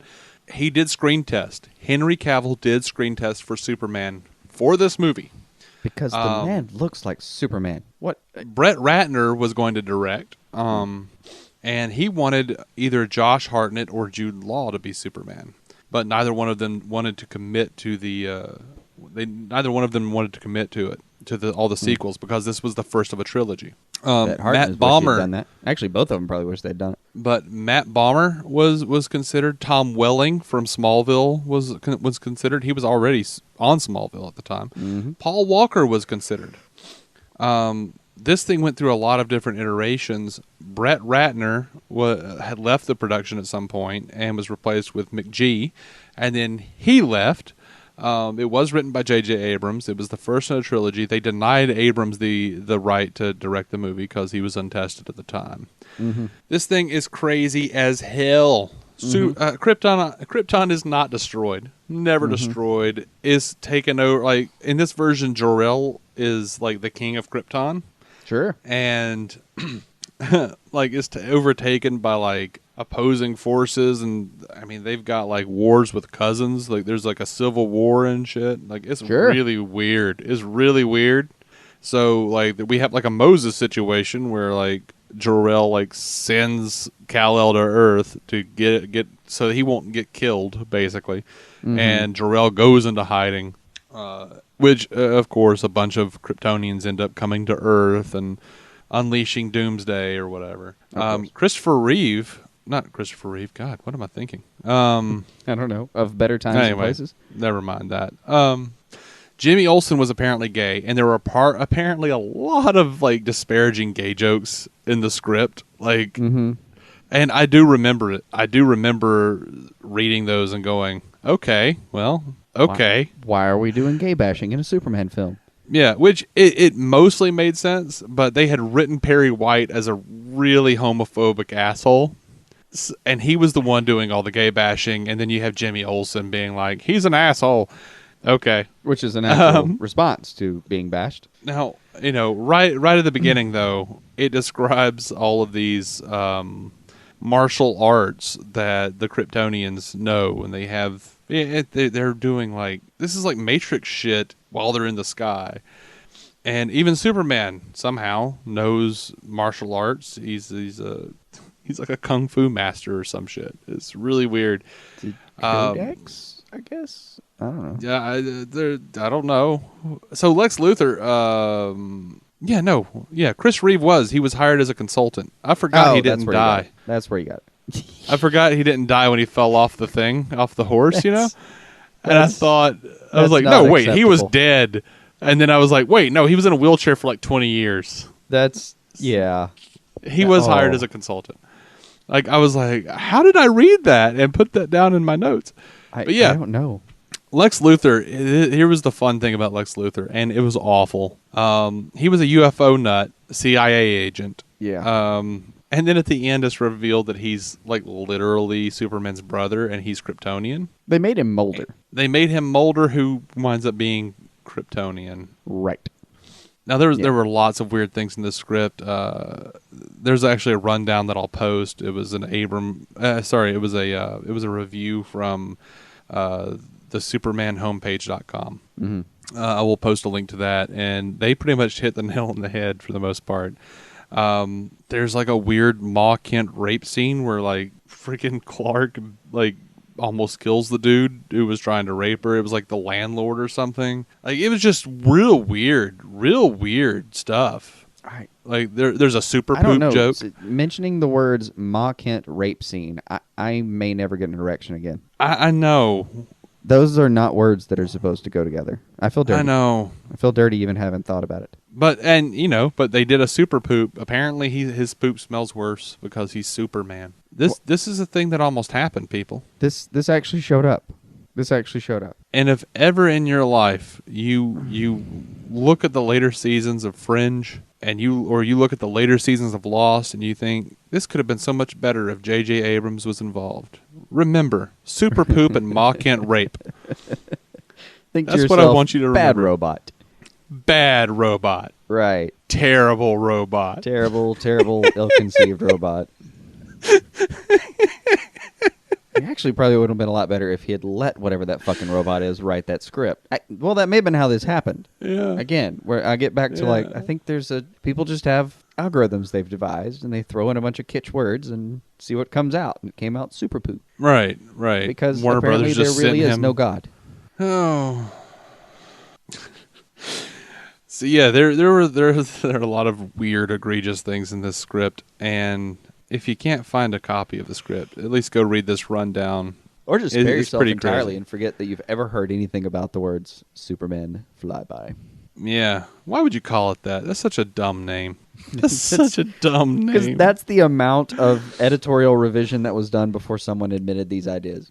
Right. He Abrams did through it. Thumbed through it at Abrams- lunch before a 1 o'clock meeting. That's what he did. Abrams did. He came out and he defended himself. He was like, well, what was leaked was the first draft. And then like a separate draft later on, like a heavily revised draft was leaked. And apparently it was like all the bits that everyone hated were still in there. He doubled down, I'm sure. No, sir. You do not come out and apologize for this. I want pure contrition. No. Which people always ask me why I had a problem with J.J. Abrams rebooting Star Trek. Because you you remembered well, Ma Kent rape scene and thought, I don't want Scotty to get plunged. I mean, I haven't had the best experience with Mr. Abrams. I watched Felicity, and yeah, it was an awful little teenage drama, but The last 5 episodes involve time travel suddenly and inexplicably and don't make any damn sense. Mm-mm. And No, J.J. Abrams was all over that. What I understand about that is he got to the last few episodes and kind of realized no one can stop me now. Like it's what I imagine goes through a president's head in the last 2 months of his term is, well, what are you gonna do? Impeach me? Takes longer than that to get that started. Fuck it, I'm doing whatever I want. Yeah, well, I mean, they had already filmed on Felicity. They had already filmed all their episode order, and they had filmed the final episode. Felicity graduates from college, and she and Ben wind up together, and they go off, and la la la la la. Mm-hmm. And then the network kind of went, "Oh man, we screwed up. I mean, you guys have been doing pretty good in the ratings this season, but we've got 5 weeks that we don't have anything on the schedule for. So could you go ahead and make 5 more episodes?" Kind of pop out 5 more of those. No. And so they kind of have to go back and rewrite that happy ending and be like, and then Ben cheats on her, so she takes a mystical drug that sends her back in time and relives the year in a different way. No part of it made sense. It was awful. But apparently, from what I understand, J.J. Abrams was really excited about that. Just time travel! Anyway. He frightens me. He frightens me. And I did. I watched Fringe straight through. Well, I mean, he only had something to do with, the pilot? No, I think, I don't know, I forget the details on that, but... Yeah. He was he wrote the pilot, and then the EPs for the show were Bob Orsi and Kurtzman and Orsi, the guys who wrote the first 2 Star Trek movies of his. And then, of course, they got too busy writing, so they moved it on over to a couple other guys, and then they got busy and they moved it on. The showrunners changed on Fringe, I think, every year. Yeah, by the last season, the janitor was clearly writing. So, of course, instead of Superman Flyby, we wound up getting Bryan Singer's Superman Returns, and even though there was a disappointing box office, they were going to do a sequel. It was going to be called Man of Steel, and it would have had Darkseid as the villain, which is kind of confusing because I thought it would for sure have something to do with that super kid that he sired, but whatever. Probably that, but at least if it's Darkseid, he's probably going to have to punch something at some point. Yeah, but hey, thankfully there was a writer's strike. Oh.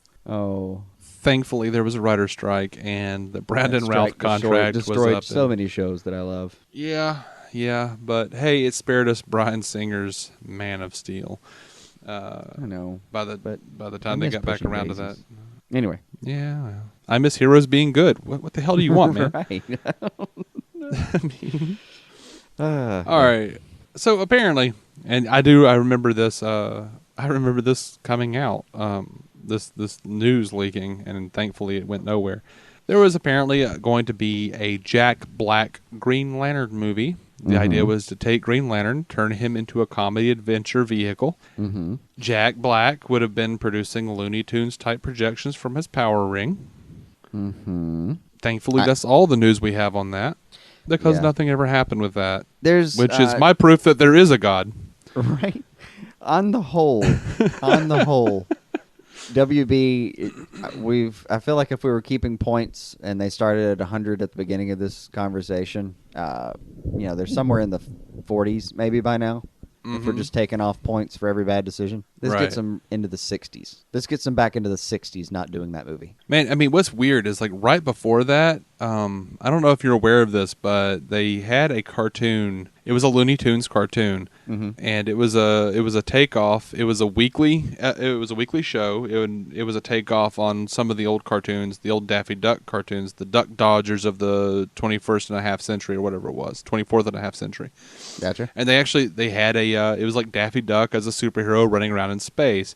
And in one of the episodes, they did a mock crossover with Justice League, and Daffy Duck joins the Green Lantern Corps. And I feel like an executive was watching TV with his kid one night and saw that and went, "Oh, that's what we can do with Green Lantern." And then turns to someone or gets on the phone with someone and asks them, Has Jack Black signed on for Nacho Libre yet? Okay, good. We can still use him. This was not that long ago. Was it not? Either. It was really not that long ago. I remember. I don't know. I just assumed it would have been before that period, like when Jack Black was kind of peaking a little bit. Shallow Hal area. No, this was definitely after that. School Jack of Black had, come and gone as far as I'm concerned. He's come and gone a few times. Yeah. He's a resilient bastard, that one. He is. Hell of a singer. Yeah, did you see him on Jimmy Fallon the other night? They were doing a cover of More Than Words by Extreme. Like Fallon and Jack Black were doing it. They actually kind of knocked it out of the park. I believe it. No, I didn't watch it because I saw that title somewhere, got the song stuck in my head, and hated Jimmy Fallon for the rest of the day. That's fair. That's how that went.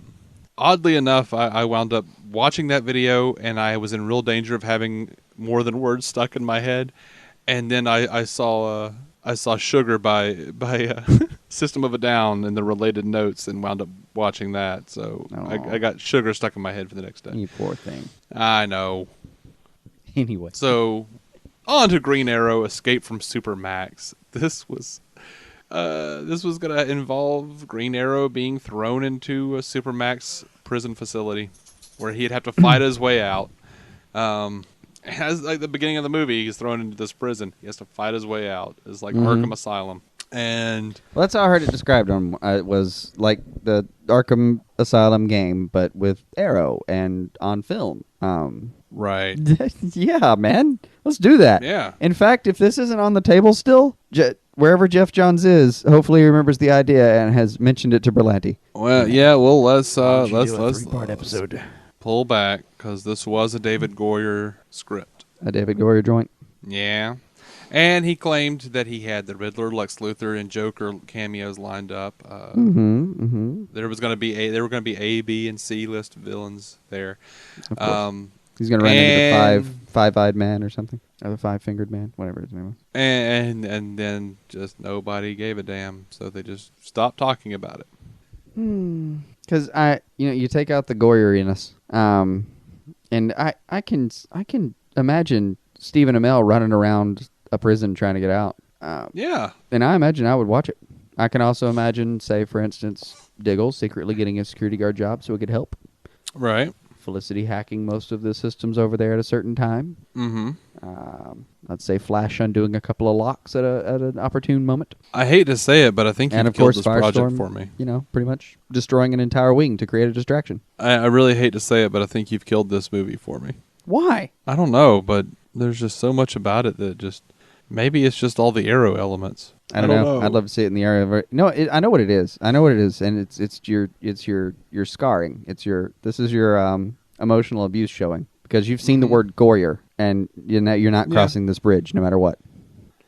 I mean, I'm not saying I blame you. Some wounds can't be healed. I get it. I watched The Dark Knight Rises too. Oh man. Well, I mean I think that does it for us on all of these movies. What do you think would be? What are your top 5? What would you like to see if you could choose 5 of these? If I could just grab 5 that I think should have happened, or even that I wish had just been produced. Period. Because I'll take Bill Murray Batman. I'll take my chances that that's the worst piece of shit I've ever seen, because there's a chance that it's the greatest thing I've ever seen. I'm pulling that one out. I'm pulling out Batman Triumphant, or Batman, what did he actually name it? Unchained. Oh, Unchained, yeah. Yeah, I'm going to pull that one out of the hat and let it go ahead and... Should have been called Batman Unnipped. Right. But. I'm going to let that one go romp around. Probably Whedon's Batman, definitely. Oh, yeah. I got to say, I'm going to concur with you, though, that if Goyer was in charge of Green Arrow Escape from Supermax, I'll pass. Well, it's the least interesting one on the entire list, I think. I think it'd make a fine movie, but more importantly, I think it'd make a fine 2-part episode of make that the crossover episode in season 4 of Arrow. Yeah, I mean they could. Give me a 2-parter, I'll be fine. They could. Somehow he gets thrown into jail. He's helping Flash on Tuesday night. Somehow that gets him in jail, and Wednesday night they all have to go help him out. Okay. Yeah. What else would we have here? We're done with the Schumacher stuff because he gets unchained and then that's it. He's only earned that. I might have wanted to see that poorly named Dark Knight, I suppose. just because that would be a fun version of the Scarecrow, and I still want to see what they mean by his sense of touch is off, so it heightened his other senses, and it made him a living. I don't get a feeling it gets any deeper than that, man. Part of me just wants to know what the fuck they're talking about, and I want to see an analgesic Scarecrow. Anyway, yeah. Then number 5 gets kind of hard to do. I might just have to pitch in wildly that I would like to see one of the Green Lantern sequels. Yeah. For me, I wouldn't want to see the Green Lantern sequels unless they were actually going to go along with that line and do Justice League and all of that with Ryan Reynolds in the role. Understood. He could still come back and it made me happy. If I had to pick any of like 5 out of this list, I'm going with Kevin Smith's Superman Lives, which, I'll take as Tim Burton's Superman Lives as well. Like, I would love to see what Kevin Smith would have done with it and Tim Burton's Superman Lives. I've always kind of wanted to see a Tim Burton without studio edits, or do you want to actually see the what is it now? I can't even remember how those words go together. Well, I can read Alien the script. Space Dog. Yeah, I can read Kevin Smith's script, but I actually want to see, like, that was kind of part of what became Tim Burton's Superman Lives. They copied a lot of the story over. So I guess I'll choose that as one. Superman Lives, just in general. That giant spider ended up in Wild Wild West, did he not? Yeah, and if you listen to Kevin Smith, Kevin would say that, he did say, and in their Man of Steel review, that the polar bears made it in. Like, the world engine looked a whole hell of a lot like a giant spider. I don't know. That looks spiderish. But yeah, I want to see Superman Lives as would have been directed by Tim Burton. I want to see Christopher Walken as Brainiac.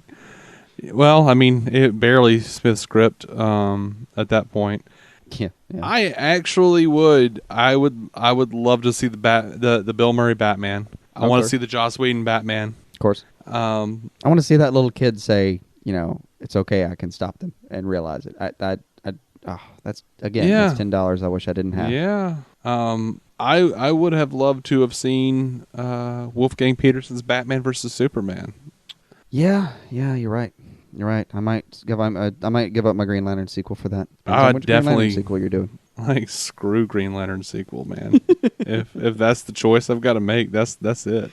No, give me the Coast City story and everything, and I'll consider it. No, I'm tempted. Like, I'm torn, and because I kind of want to. I really do. I want to see Batman Unchained. I would want to see all those villains show up again. Yeah, I'd like to see those stories combined. It'd piss me off to the end of time that they'd recast Batman in the middle of it, but so much we can do about that. But at the same time, I really would have loved to see Schumacher's Dark Knight, because if you look at the Dark Knight, like, there are certain. His Dark Knight Returns. Shit, yeah, Dark Knight Returns. If you look at certain scenes in Dark Knight Returns, like, that shit ain't nothing but neon. You could have made a case that that's where he was heading the entire time. Like, slowly we're getting more 80s and like bad, bad 80s. It's a redundant term. Design. No, I don't think so. Very little of the aesthetic that was established in the 80s is worth remembering. Well, at this point, it's fun, but everyone looked very tacky for those years. Yeah, what's weird though is you look back, like, you say that in the 90s and you're like, oh god, everybody's so tacky, and then now, like, people are looking back on the 90s going like, oh, what were we doing? Why were we wearing all that flannel? We were recovering from the 80s. I never got past the flannel. I'm perpetually stuck in the grunge look. Sorry, the flannel's comfortable. What do you want me to tell you? The flannel is comfortable, and that's about the beginning and end of that argument. Like, the flannel is comfortable. Period. Move on. Would you like a blue or red one? Cool. I have no place in my life for high-rise jeans. Anyway. Get you some double-barrel JUCOs, baby. Yeah, if I had to pick, like, I really want to see that 5th Batman movie, but I also want to see that Dark Knight Returns. I want to see Clint Eastwood as the Bat. God, I really do. Yeah. Now, all right. Now, which one of these are you most thankful you'll never get to see? Oh, well, if I'm answering that question, you are.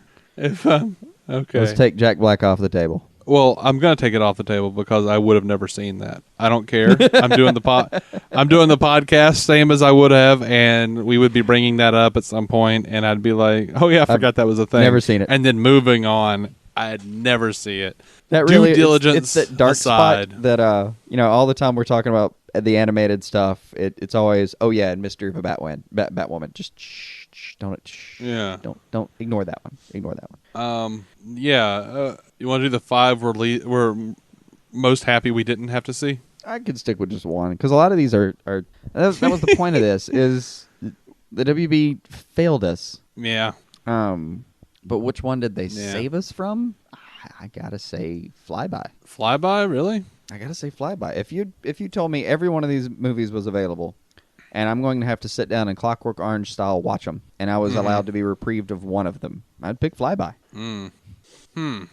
It's going to be a tough call for me, man. I mean, even though it's on my other list, I'm going to have to probably say Superman Lives. Or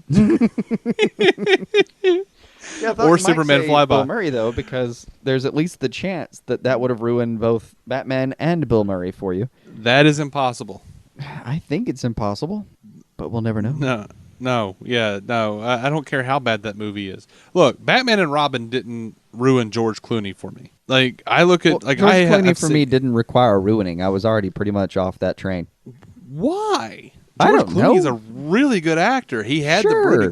When they announced George Clooney as Batman, I was over the moon. I watched ER. You had seen ER. You had seen... He had, I was looking like, you know what? Doug he's a smooth talker. He is. I could easily see him being Bruce Wayne. But at the same time, that character had, a darkness to him. There's a shot where, Juliana Margulies goes up to the roof and Doug is on the roof and it's, snowing and it's night. And he just turns around and he glares at her. And I was like, that's the Bat. That's the Bat. Oh, I've seen George Clooney do some very dark stuff, and then Batman and Robin came out, and they put nipples on him and had him go, "Hi, Freeze, I'm Batman," and I was like, "Oh man!" They even gave him that damnable credit card. Yeah. How do you not walk off the set when someone hands you that prop? Unless you're Adam West, I don't see how you don't. And Adam West he's a superlative being, is what he is. He can pull that off, and I'm fine. But no. Superman Flyby. That was, I think, I'm gonna have to go with that one too, because I am more interested because I was an old school Tim Burton fan. I liked Tim Burton up until about the point he did Planet of the Apes, and then now I've just fallen off. Everything I've seen him do, almost everything I've seen him do since then has been utter shit. I haven't watched him in years. I can't watch him put Johnny Depp in any more makeup in my lifetime. I've hit that quota. I did kind of I didn't know I had that quota, and then it was suddenly there, and I realized, oh no, I've seen this before. I did kind of like Sweeney Todd, but man, well, because it was a musical, and at least different but then. He does a pretty good job with musicals. But I just haven't really cared for Tim Burton since Planet of the Apes, and but back in the day, I was all about Tim Burton, and what brought me to that was 1, Batman, and 2, the Beetlejuice cartoon. Because about the time I was into the Beetlejuice cartoon, I kind of turned around and there was Batman, and I'm getting the trading cards and stuff as a kid, and I'm looking at it here's director Tim Burton, and then it has little parentheses, and it says Edward Scissorhands / Beetlejuice, and I was like, what? I don't think it said Edward Scissorhands.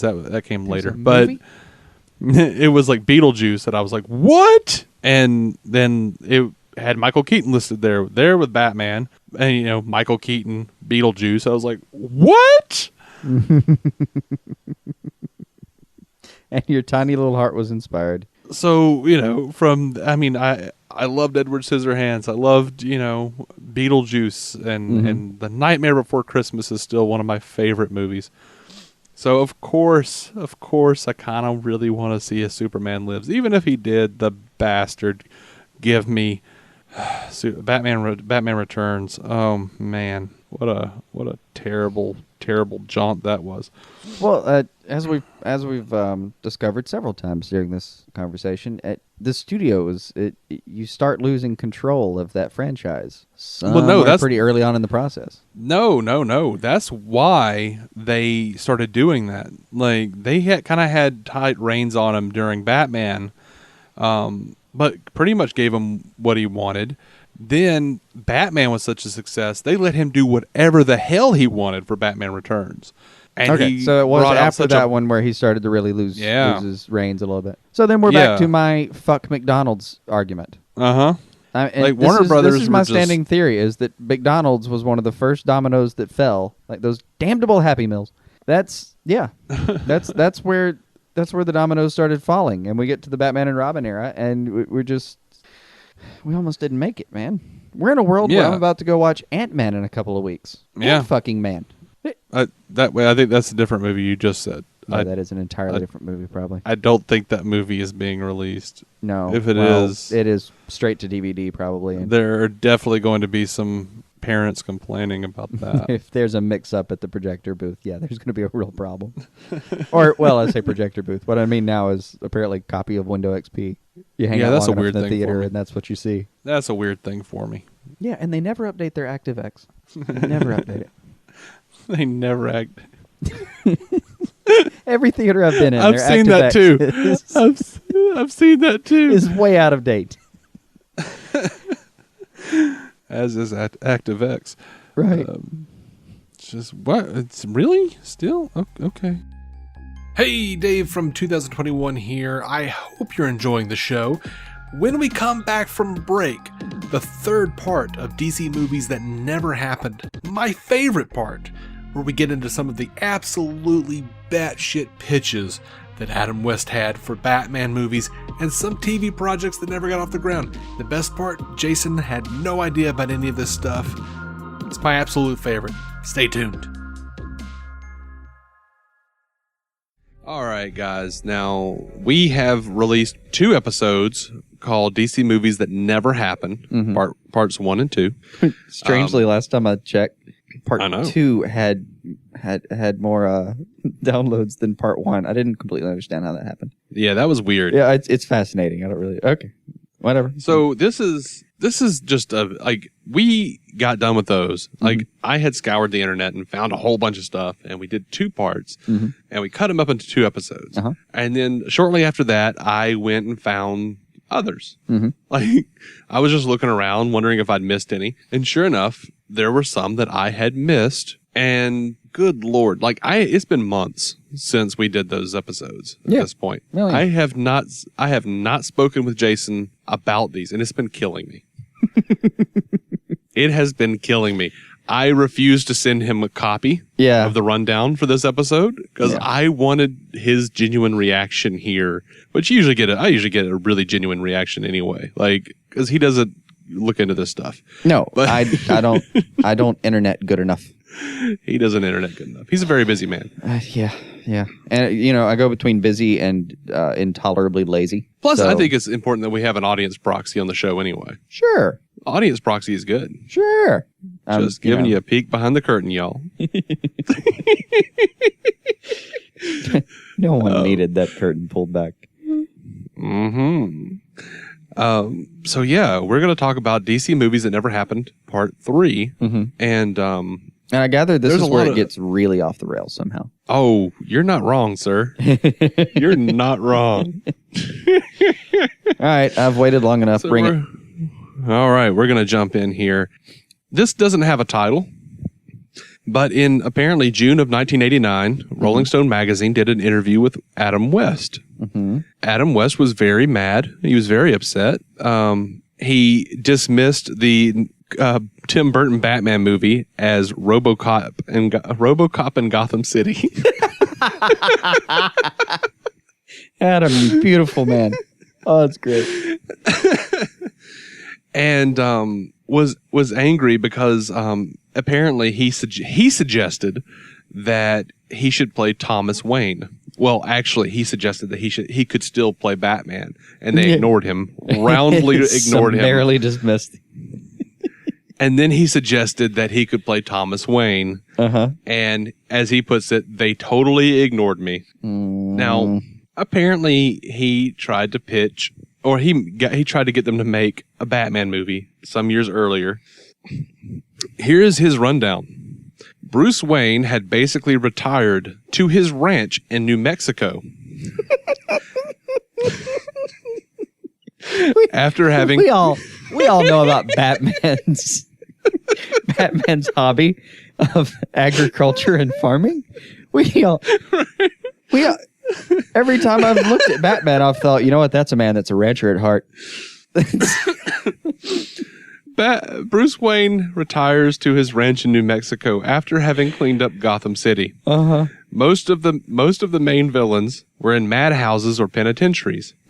So I invented a new supervillain called Sun Yat Mars, who was so heinous. No, say that name again. Spell that name, for God's sake. Sun, as in the sun, S-U-N. Yat, or Yat, Y-A-T. And then Mars, as in planet Mars. Okay. Sun Yat Mars, who was so heinous, he inspired to spring them on one horrible, stormy night, making them his minions, Marsies. Oh, no. No. Moreover, he was kidnapping college kids from all around the world, taking them to his zombie satellite, which was very alien looking. You said the word zombie satellite. Yes. Oh, my God.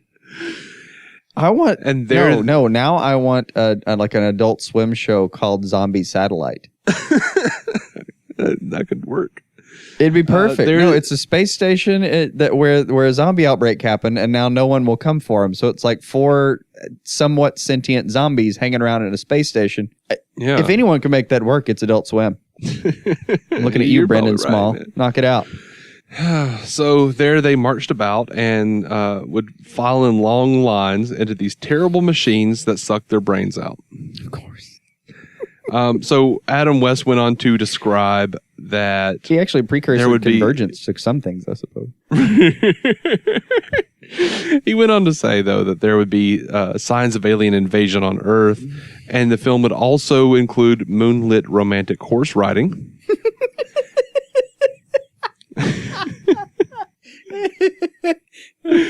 And That's so bad. And here's my favorite part. Robin had retired as the Boy Wonder and was now, quote, a singing medical intern. He's chasing... This is the worst thing I've ever heard. Oh my God. He says he's a singing medical intern. He's chasing nurses around with his guitar. The Bruce Springsteen of Mercy Hospital, he says. Oh God. I'm just imagining Burt Ward chasing people around with his apparently legendarily sized dick hanging out. What? I'm imagining Burt Ward, obviously. Well, okay. There's rumor that he has a hefty endowment. When did this come about? Oh, this has been hanging around for since Around since Jason? his boy Blunder days. Yeah, man. I don't remember seeing anything. Oh, he tells whole stories. Well, yeah, he tells whole stories. Exactly. That's the thing. It's supposedly, allegedly endowed. He also claimed I don't know. He might have actually gotten laid as much as he says at the time because he was on every one of those little teeny pop magazines. Sure. Oh yeah, definitely did. But oh my God, I'm just imagining Burt Ward though with like his comically sized crotch piece and a guitar chasing young interns down through hallways. So okay. Apparently, when that was clearly not going to happen, God, why? there was a thing that we'll refer to as Adam West's Super Bat. Of course. I don't know that I've ever wanted anything in my life more than to see the movie he just described. I know. I would pay good money for that. I'd probably have to come home and burn every comic I've ever had after it. But I think I'd still do it. So just set my entire garage. Adam West apparently tried to get He tried to buy the rights to Batman. God, that would have been fun. He couldn't. Just plain couldn't afford it. I don't know what exactly that. He tried to get the film rights to Batman, and so when that didn't happen, well, here's what he said: I also wrote a thing called Superbat. When it was clear I'd never get film rights to the Batman character. It was a hybrid of Batman and Superman, who came from another galaxy, but he now lives in this vast cave. Oh God! Now, from everything, I don't think I needed the. I don't think I needed him to tell me it was a hybrid. Yeah. What did he want to do with this abomination? He actually didn't say a whole lot about it. The only thing, so far as we can tell, the only powers he has are living in that vast cave and being otherworldly. And Adam West actually specifically mentions that this Superbat is so rich he can do anything. God. That's his powers: being rich and living in a big cave, and having an immigration status. No, he also mentioned though that he he hated working the convention circuit.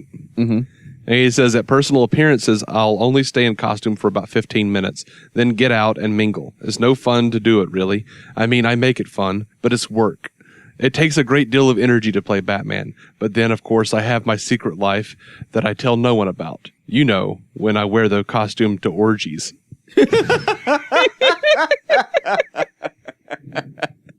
You know the one. Oh, God. Somewhere Board is probably doing the same thing. Yeah. No, trying to sell all the people at the orgy dog food. That wasn't Adam West's last pitch for Batman. Of course not. I'm sad that he didn't return with the zombie satellites today. He's already talked about space. Right. Make it a combo. Like while his ship's coming in from another galaxy, he destroys the zombie satellite. One zombie falls to the earth. It's a whole thing. Yeah. No, there's a zombies on Mars. It's great. This is direct quote. This is all we have on this. This is direct quote from Adam West. Wait, that's how it happens. He hits the zombie satellite. One zombie ends up on Mars, and that's how we get this Mars character, the Sun-type Mars guy. Sun Yet Mars. Right. He gets pissed off because we littered his planet with zombies, so he comes back to let everyone out and get Batman off the goddamn ranch.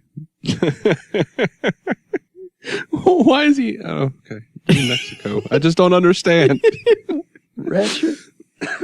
So he pitched a musical. Oh, of course he did. It was called A Night in Wayne Manor, and I'm hearing. So he said, "This is get it home." Yeah, already. This is his what he said about it. At another point, I went to DC Comics and tried to sell them on the idea of a big Broadway play called A Night in Wayne Manor, which could have been a musical, but by then no one would touch Batman. The movie was in the works. I'm not sure that's the reason that failed, Adam. Right? I'm not sure that's what happened. Did they let Adam West into the DC Comics offices anymore at this point?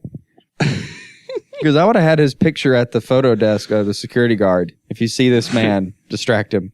Throw something very shiny in the other direction. Direct him to a nearby orgy. Right. Like throw some stale bread over the counter, he'll get distracted. Right. Food I haven't eaten in 25 years. Take it. Just get a big giant bag of M&Ms, lay them down about 3 feet from each other, and guide him to some other lot. Now, Michael Uslan for years was trying to get a Batman film made in the 70s, and no one wanted to do it because, well, we'll get into that. But he was trying to get a Batman movie made, and he was trying to pitch the character as much as he could. The only people interested were CBS. Really? CBS wanted to do a Batman movie, but it had to be Batman in outer space. Why?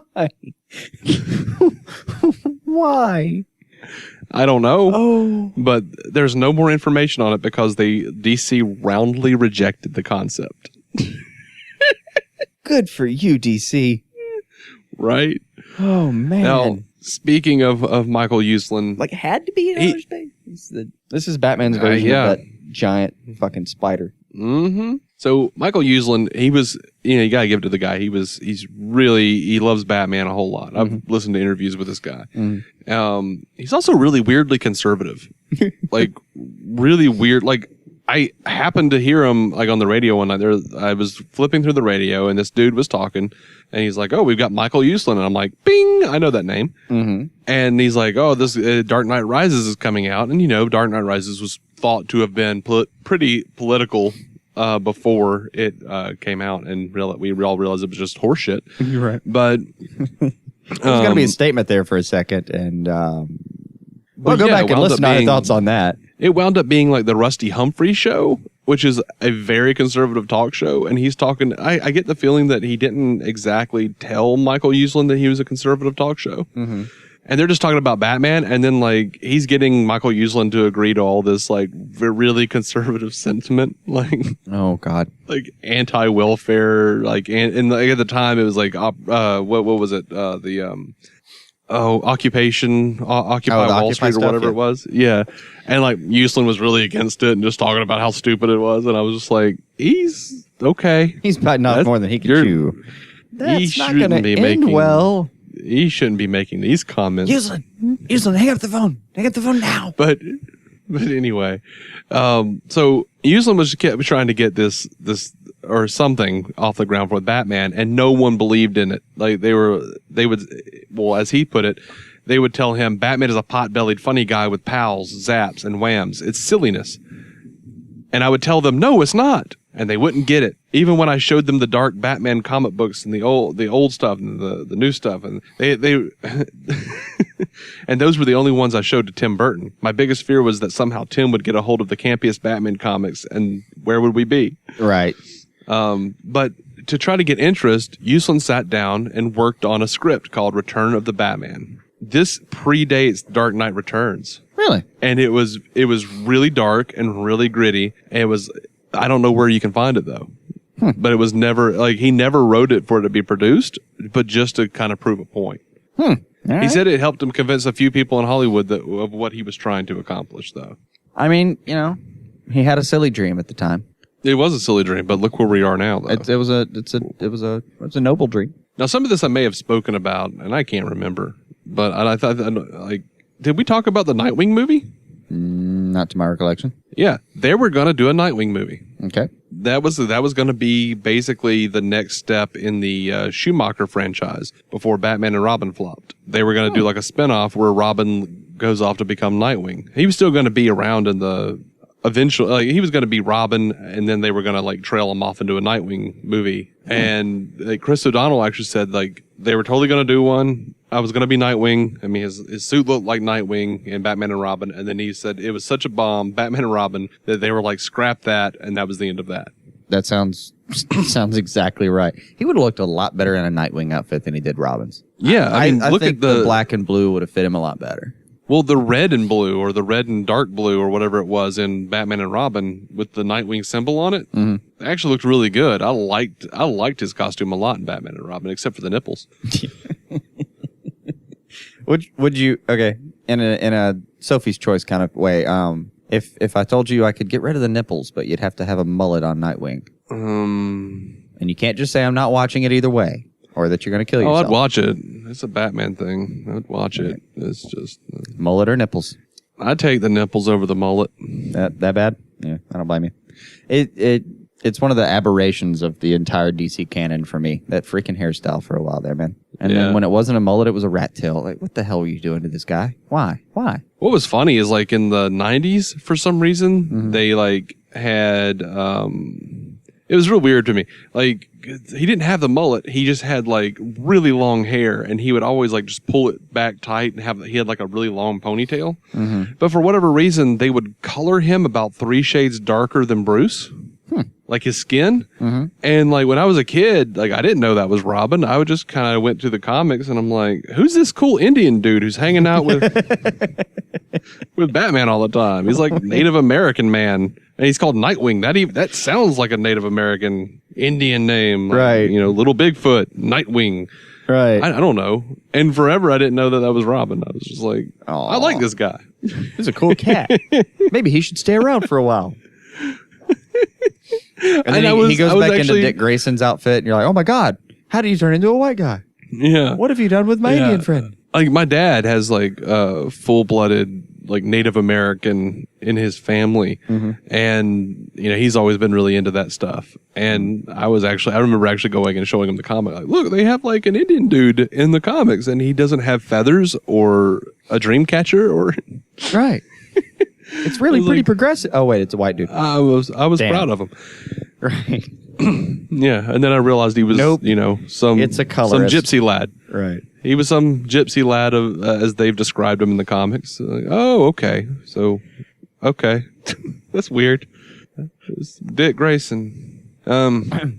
So, did we talk about Tim Burton's Catwoman? Yes, actually. Okay. I know I didn't talk about this. I found more information on Tim Burton's Catwoman. Hit me up. All right. So, we know that it was like Batman Forever came out, and the day it hit cinemas was the day that Daniel Waters handed in the script for Catwoman, and that was pretty much the end of that. Right. However, I found some bits. This is what it involved. This was what the script involved. It would have had Catwoman suffering amnesia, and she winds up in a place called Oasisville, which is apparently the Bat Universe's answer to Las Vegas. And it's run by superheroes, where she encounters terrible, flawed male superhero types that push her back into the Catwoman identity. I am already at a what the fuck is happening here point. It sounds like an episode of The Tick. Like It sounds Oasisville? like it sounds like an episode of The Tick. It does, actually. No, what did the mean boys do to her, though? Are they don't superheroes or super villains that are running them? What? It says superhero types. Superhero types. What the hell is a superhero type? I don't know. I really don't know what that is. I have no idea. I just imagine like a bunch of like Superman parodies walking around. I don't know. Is it just like But I had to mention a that. city full of Nathan Fillions? All with sleazy gold chains? I would move to that city. In a heartbeat, man. If it was a city full of Nathan Fillions. Yeah. I'd assume every now and then they would break out into song and they would all sing together. It'd be great. Man's gotta do. Ooh, my. Man's gotta do. All right. I had some lightning happening on my side of town. Ooh. Sorry. So there's a thing we missed out on, man. Mm-hmm. This was an animated movie called Justice League Worlds Collide. Mm-hmm. It was supposed to bridge the gap between Justice League Season 2 and Justice League Unlimited Season 1. Really? Yeah, man. Well, that would have been great. We were going to find out how Wonder Woman got her invisible jet. Yeah. It was going to talk about the expansion of the Justice League membership. Mm-hmm. Apparently, it was going to have the crime syndicate involved. Wow. Yeah, it was going to be a big thing, and it was canceled. They put it on hiatus, and then they changed it over to Justice League Crisis on Two Earths or whatever. Oh, okay. That's a damn shame, though. I wouldn't have I know. minded. It's something that actually bothered me about going between them was, you had Justice League and then it was Unlimited, and it was a slightly different show. Mm-hmm. All the same, it was all the same continuity and everything, and nothing too distracting here. I wouldn't have minded a transition stage at all. And here's another big shame. Dwayne McDuffie worked on it. Mm-hmm. This is the guy that created Static Shock, and sadly no longer with us. Mm-hmm. But Bruce Timm in 2004 said at this point it was still in the works. He says there is a Justice League DTV in the works. Kind of. What happened was the home video division commissioned us to write a Justice League DTV right around the time we were gearing up for season 3. McDuffie and I came up with a story. Dwayne wrote a terrific script. I designed loads of new characters. We started storyboarding. Andrea Romano had a killer cast. We were just getting ready to record it, and then That's home almost video redundant. slammed on the brakes. Really? Yeah. Home video slammed on the If Andrea brakes. Romano's involved, it's a killer cast. Yeah, home video slammed on the brakes, and it was put on the shelf for the time being. The good thing, this is a good thing, really. The original plan was to do the DTV and season 3 concurrently, but long story short, we would have been stretched way too thin. Mm-hmm. JLU is difficult enough show to do by itself without having to prep a feature-length movie at the same time. Yeah. Home video is still apparent. Ask him about how much fun it was to do Mask of the Phantasm. Yeah. Home video is still interested in making it, apparently, so hopefully it'll happen. And then in 2005, he says Worlds Collide was going to bridge seasons 2 and 3. Besides the origin of the Invisible Jet, it also set up the supersized JLU concept. But it wound up becoming Crisis on Two Earths. I really wish we had seen this. Like, part of me does anyway. I really did. That one I would have been happy to have. Mm-hmm. Now there was another animated DTV that didn't happen, which was Teen Titans: The Judas Contract, and it would have loosely followed the storyline from the comics, but it was canceled due to a lack of quote broad fan base appeal. The Titans they clean up every time they're on screen? Yeah, I mean. Every single time they're on screen. I'm still mad that Young Justice didn't get more time. I know. It was a damn good show, actually. I know. Now I guess we're gonna end this out with one more thing. Okay. This is something I was talking to you about before. Uh-huh. The pre-Gotham. Mm-hmm. A long time ago, Warner Brothers and they were looking to do a Gotham show, and they called it Bruce Wayne. Mm-hmm. God, it followed 18-year-old Bruce Wayne before he became Batman. Mm-hmm. They wound up taking the concept and turning it over and making it Smallville eventually. Okay. But before it became Smallville, it was Bruce Wayne. And the reason they didn't do Bruce Wayne is because they were actually working on doing the Batman Year One script. They thought they were going to do Batman Year One. As a feature? Mm-hmm. Yeah, they were going to do Year One as the feature, and then they didn't want to do the show. So Gotcha. I wish they had done it though. So when Nolan pitched Batman Begins, they would have been told, "Oh, we've already done that." Mm-hmm. But saved us all a lot of trouble, guys. Could have saved us all. So Tim McCanley's is the one that pitched the show, and the pilots, and he did the pilot script. This is the guy that wrote the Iron Giant. And after that made it to film, he was able to do this, and he said it wouldn't focus on Batman's origins, but what happens in the intervening years between the death of Bruce Wayne's parents and his decision to put the cowl on. He says everyone knew the origin, they just didn't know why and how. Here's something cool. HBO was in talks to broadcast this thing. Then Warner Brothers that's TV. That's the closest you've ever gotten to your dream, isn't it? Yeah. Oh, I'm sorry for you. Then, I am. I know. Then TV. Then Warner Brothers. Did it hurt less when you didn't think it had ever even gotten close? I don't know. Did it hurt more to see the word HBO there when you read it? It made me laugh, actually.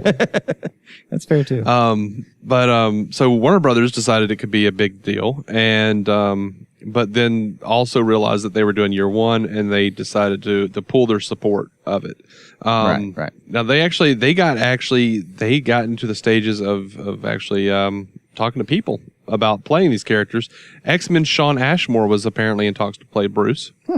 David Krumholtz was apparently rumored for Jim Gordon, and Michael Rosenbaum was going to be Harvey Dent. Oh, wow. And somewhere in there, someone remembered him and cast him as Lex Luthor on Smallville. Gotcha. Liked his tape. Right? Oh, yes. Not bad. Not bad at all. So that's all I got for this episode. That's my rundown. That's what's happening. We'll have another part 4 maybe some way if you go penetrate the internet further. Yeah, man. I mean, I penetrate the internet on a consistent basis. Mm-hmm. So I know the internet biblically. Right. And it's in a family way now. In some ways, like some of this maybe was not worth a whole podcast, but dude, those Adam West projects. No, that Adam West is worth everything to me. And I had to talk about Adam West. I don't know what to tell you, man. 2 words: zombie satellite. Zombie satellite. Marzies, good, y'all. Marzies. Fucking Marzies. Oh man, he must have done a lot of drugs at one point in his life. I'm not sure you could have afforded them. West? I don't know. I mean, now whenever I think of Adam West, think back to the time now. Frame. Surely somebody in a room would, pass a blunt to Batman.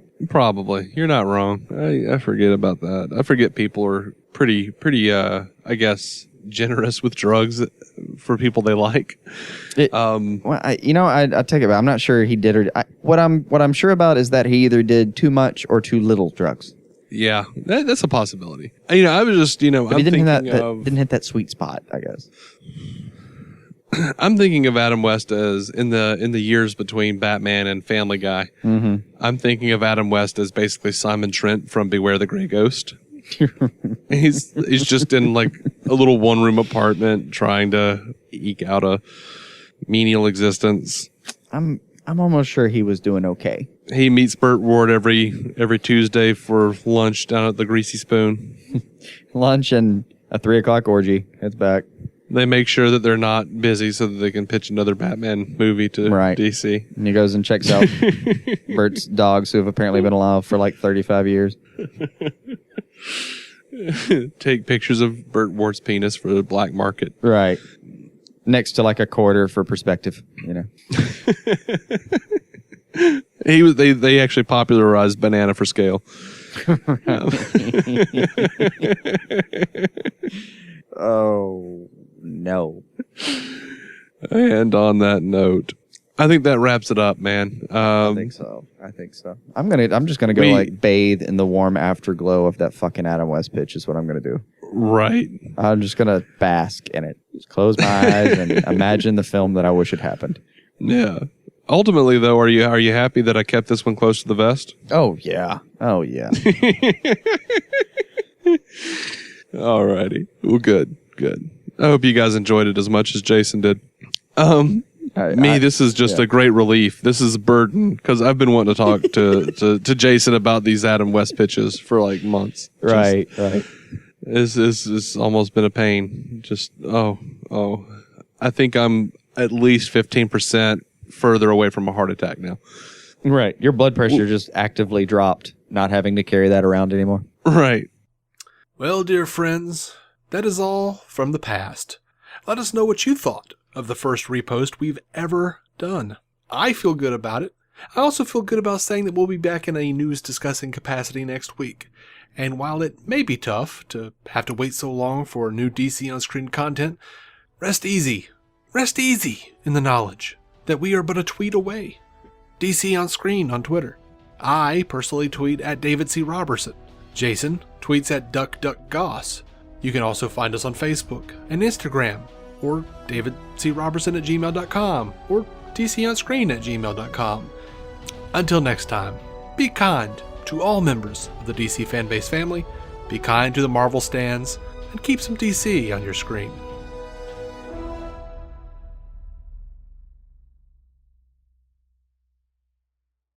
Our intro music is by Jason Goss and Michael Shackelford.